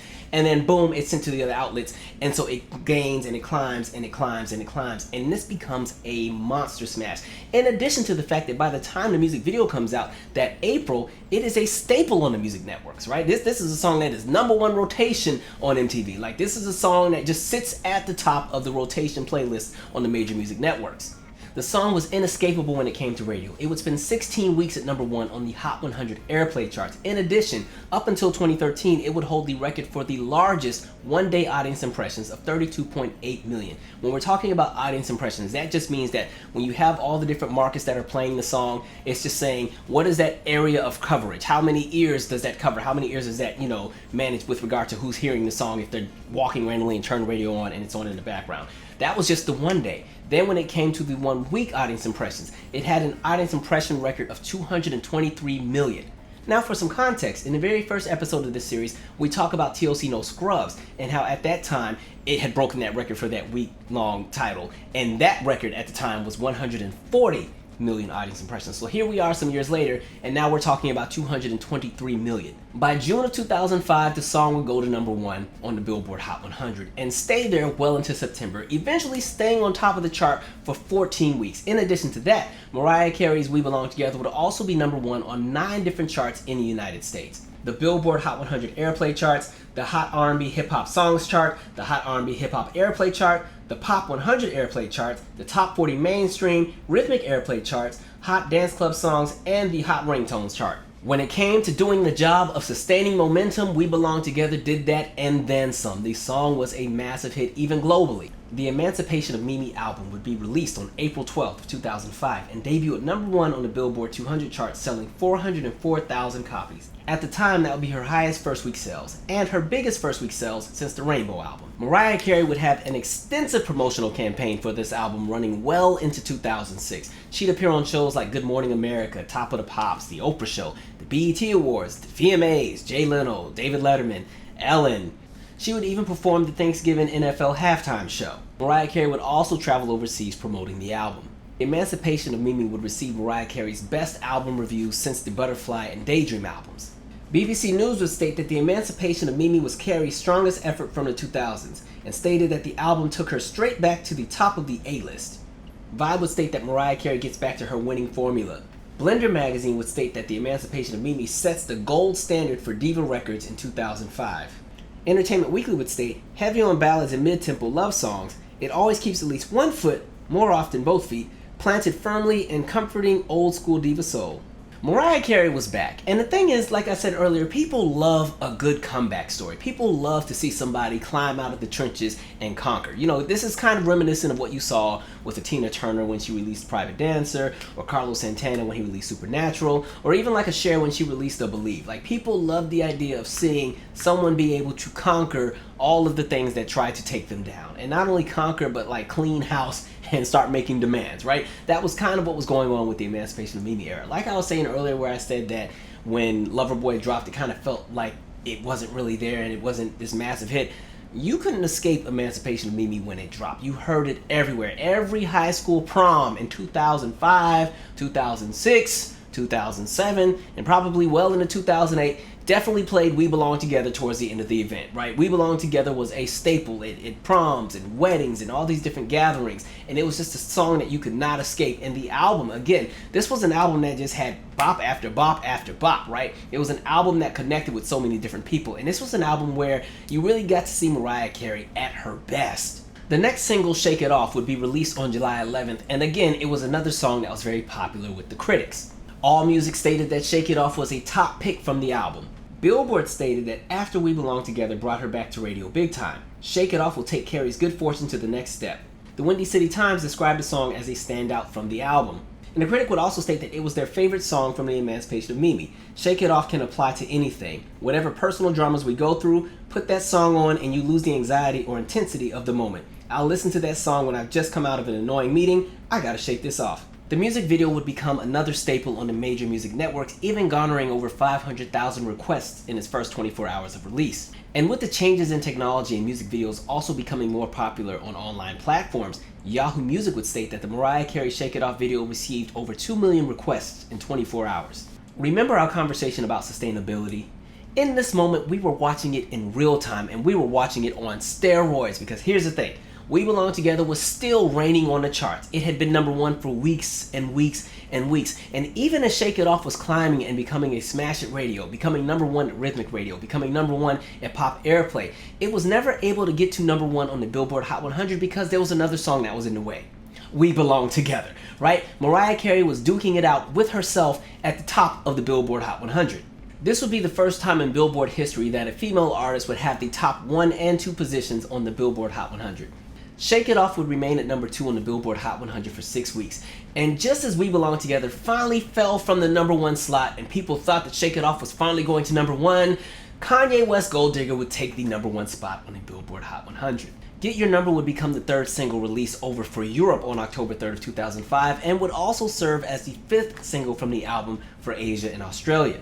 Reviews for the song were generally mixed. The Guardian would state that Stay the Night and Get Your Number would be the first Mariah Carey tunes in years I wouldn't have been paid to listen to again. Now they can keep it light on Stay the Night, not too much please, thank you. The Rolling Stone complimented her vocal performance, writing that Carey's belabored vocal finds a pleasurable medium, however, criticizing the song's production. Pop Matters would describe the song's production style as annoying. Meanwhile, Slant Magazine branded Get Your Number as a summer anthem in the make. The song would find its way in the top 40 on many charts, but also find its way at #3 in Finland, #7 in the Netherlands, and #9 in the UK. For the United States, the 4th single from the album would be a new song entitled Don't Forget About Us that would be featured on the Ultra Platinum edition of the Emancipation of Mimi. Reviews for the song would be generally positive. About.com rated the song 4 out of 5 stars and also noted the song's careful formula complimented Mariah Carey's more mature and lower range vocals. Mariah is clearly settling into a more mature style and a lower range vocals than her earlier career. They would also state that although the song was not as strong as We Belong Together, the song was marginally better than another single from the album, Shake It Off. CBC News described the song as stronger than anything Carey released from 2001 to 2005. And again, radio would be very supportive of the song. The song would find its way in the top 3 on many different radio formats, and when it came to the music video would again be a staple on the major music networks, peaking at #4 on BET, #3 on MTV, and #9 on VH1. And I'll be honest, when it came to all of the singles released from the Emancipation of Mimi era, Don't Forget About Us is my all-time favorite. Now, I know everybody loves We Belong Together, and yes, it was #1 for 14 weeks, but there's just something about Don't Forget About Us, especially when you get to the bridge and the climax. And so I absolutely love the song, and clearly everybody else did as well, because the song would also become Mariah Carey's 17th #1 on the Billboard Hot 100. See how I did that? At this point, she now tied the Elvis Presley record for the most #1 singles by a solo artist. She would later break that record with the release of Touch My Body in 2008, as well as All I Want for Christmas Is You going to #1 in 2019. The top of 2006 would be very good to Mariah Carey when it came to accolades, because at this point, Mariah Carey has been racking up awards since the fall for this album, and now it was time for the Grammys. Now, when it comes to the Grammys, Mariah Carey has never really gotten a lot of love for the Grammys. As a matter of fact, Mariah Carey went through all of the 1990s and well up until 2005 with only 2 Grammy wins, right? She had been nominated 22 times and had only won twice. And both of those wins were from her very first album era. So all of the success that came afterwards, as far as the Emotions album and Music Box and Daydream and Butterfly and Rainbow and all the other albums, there was never any Grammy wins, right? So she went through almost 15 years with just 2 Grammys, right? So this time, the Emancipation of Mimi was nominated for 8 different awards. And people were like, finally, she's gonna get her just due. And so Mariah Carey would go home that night winning 3 awards. Winning for Best Contemporary R&B Album, winning for Best R&B Song with We Belong Together, as well as Best Female R&B Vocal Performance for We Belong Together. Now the shady part is, she was nominated in 3 of the 4 major categories for the Grammys: Song of the Year, Record of the Year, and Album of the Year. And unfortunately, she would lose all 3 categories to the group U2 as well as Green Day. But whatever. She would also be nominated for 2 additional Grammys for Don't Forget About Us in 2007. But the highlight, I think, for a lot of people that night was the fact that Mariah Carey had a performance at the Grammys, and she would perform We Belong Together and Fly Like a Bird.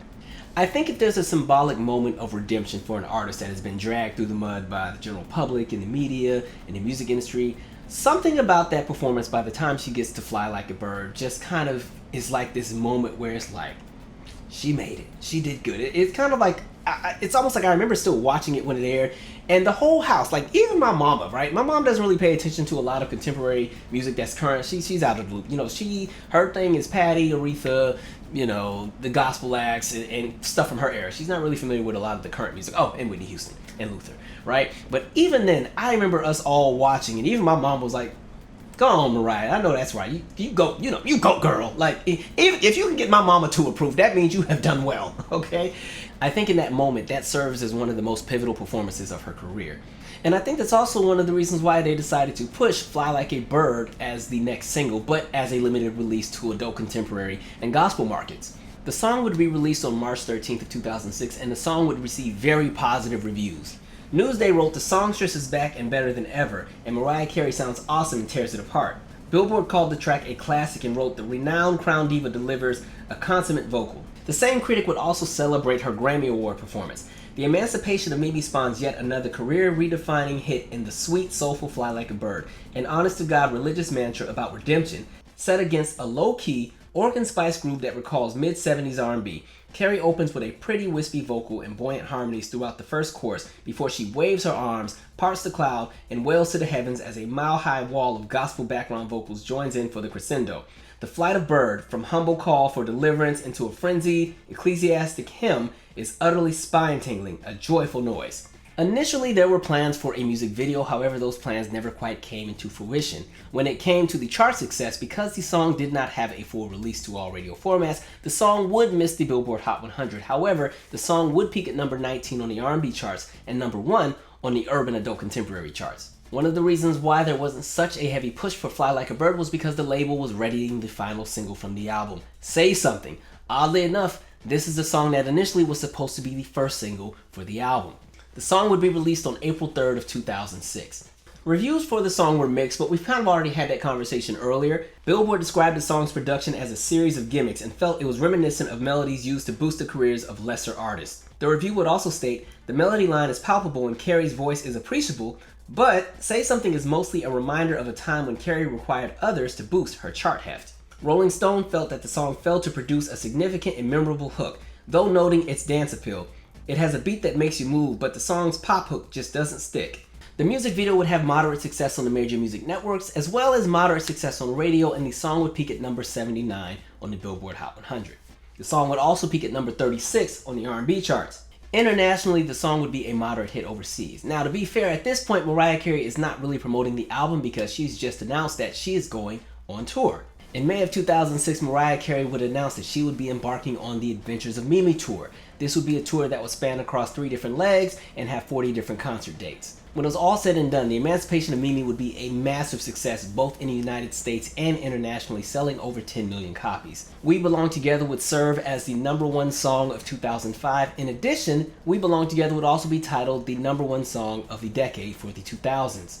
I think the Emancipation of Mimi showcases that, music is something that is timeless, and music is something that can always connect with people when people give it a chance. When it comes to the main 3 albums that we highlighted in this video, Glitter, Charmbracelet, and the Emancipation of Mimi, Emancipation is the standout. I think you hear so much artistic growth. It's an album that's mature, but it still has a very youthful appeal, and it's an album that was able to connect with many different generations of listeners. When we go track by track, and by the way, I'm reviewing the standard edition of the album. Nothing against re-releases, but a lot of times re-releases just means you put some new songs at the end, and the sequencing is all out of whack. So I always try to look at the album from the standpoint of how the artist intended for it to be heard when it was first released. The album opens with It's Like That, and of course, like we said, fun song. I think it's a great way to both kick off the era and kick off the album. I like the song, especially towards the second half of the song when it really starts to build and climax. I like everything with the chord arrangements, and of course Mariah gives a really good vocal, and she sells the song. And again, it's a very simple production, so Mariah's voice really stands out, especially towards the end. We Belong Together is the next song, and of course, like it's been mentioned before, this song is a gem. Great production, great vocal, great climax. I think everybody's favorite part of the song is when she jumps into the next octave and brings it on home. The song is so good you don't even notice that it doesn't have a bridge. Shake It Off is a really, really fun song. This would also be a song that somewhat leaked before the album came out, but I just remember how much everybody was like, dang, this kind of reminds me of like stuff from the 90s, but it sounds really fresh. Like it fits for now, but it has this throwback vibe to it. It just had this very warm, feel-good essence to it. The music video was a lot of fun. It's definitely a standout on the album. Mine Again. Listen, if there was a song that should have also been a single, like honestly, to be honest, every song on this album really hits. Like this was really an album where you just put it in and you're like, Mariah wasn't playing no games this go around. She said, y'all not gonna keep talking about her. But Mine Again is an amazing, amazing ballad. And you're seeing the contrast with the delivery on these songs in comparison to the previous 2 albums. Mariah Carey is really doing what you call her singing. Just the very opening of the verse on Mine Again. I remember when you used to be mine, it's like, oh, you gotta almost sit down and be like, let me see what she's about to talk about, because if this is how the song is opening, I can imagine how the song is gonna finish. Say Something is the next track on the album. It's a cool song, but I think the production kind of outshines Mariah a little bit on the song. It's still a bop. And, and the other thing too, I feel like a lot of people who initially were not crazy over it when it leaked had an appreciation for it by the time it was released, because folks were like, okay, with all of the other songs presented, now this makes sense. We see what she's doing here. She's giving you a little bit of everything. Dope. Stay the Night is the next song on the album, and honestly, just like I said about Mine Again, Stay the Night could have easily been a single. Stay the Night is one of my favorite songs on the album. As a matter of fact, it may have been my most played song on the album, right? I still play it like it's brand new now. So to that critic that was talking about you couldn't pay them to play it again, whatever. Stay the Night is a gem. Great vocal. I like the way that the song builds, and it's just different. One of the things to also note about this album is that this is an album that drops right during what's left of the crunk movement, as well as the transition into the snap movement. So music is doing a whole bunch of different things, and artists are jumping into all kind of different directions. And this is an album that somehow has its own identity in a world where, again, because like 2005 was a really, really cool year for music because there were just so many things happening. But this is an album that stands on its own, and Stay the Night is a song that just, I don't know how you can't like it. Get Your Number is a really fun up-tempo. It's one of the songs on the album that make you kind of bop a little bit. Like I said, my critique of Charmbracelet was that I just wanted like 1 or 2 additional up-tempos. And the Emancipation gives you a few up-tempos where, again, you have that balance. Because like I said, Mariah knows how to ride a beat. And Mariah also knows how to bring a song home on a ballad. And she knows how to work in mid-tempo. So I like when she has an album that has a little bit of everything.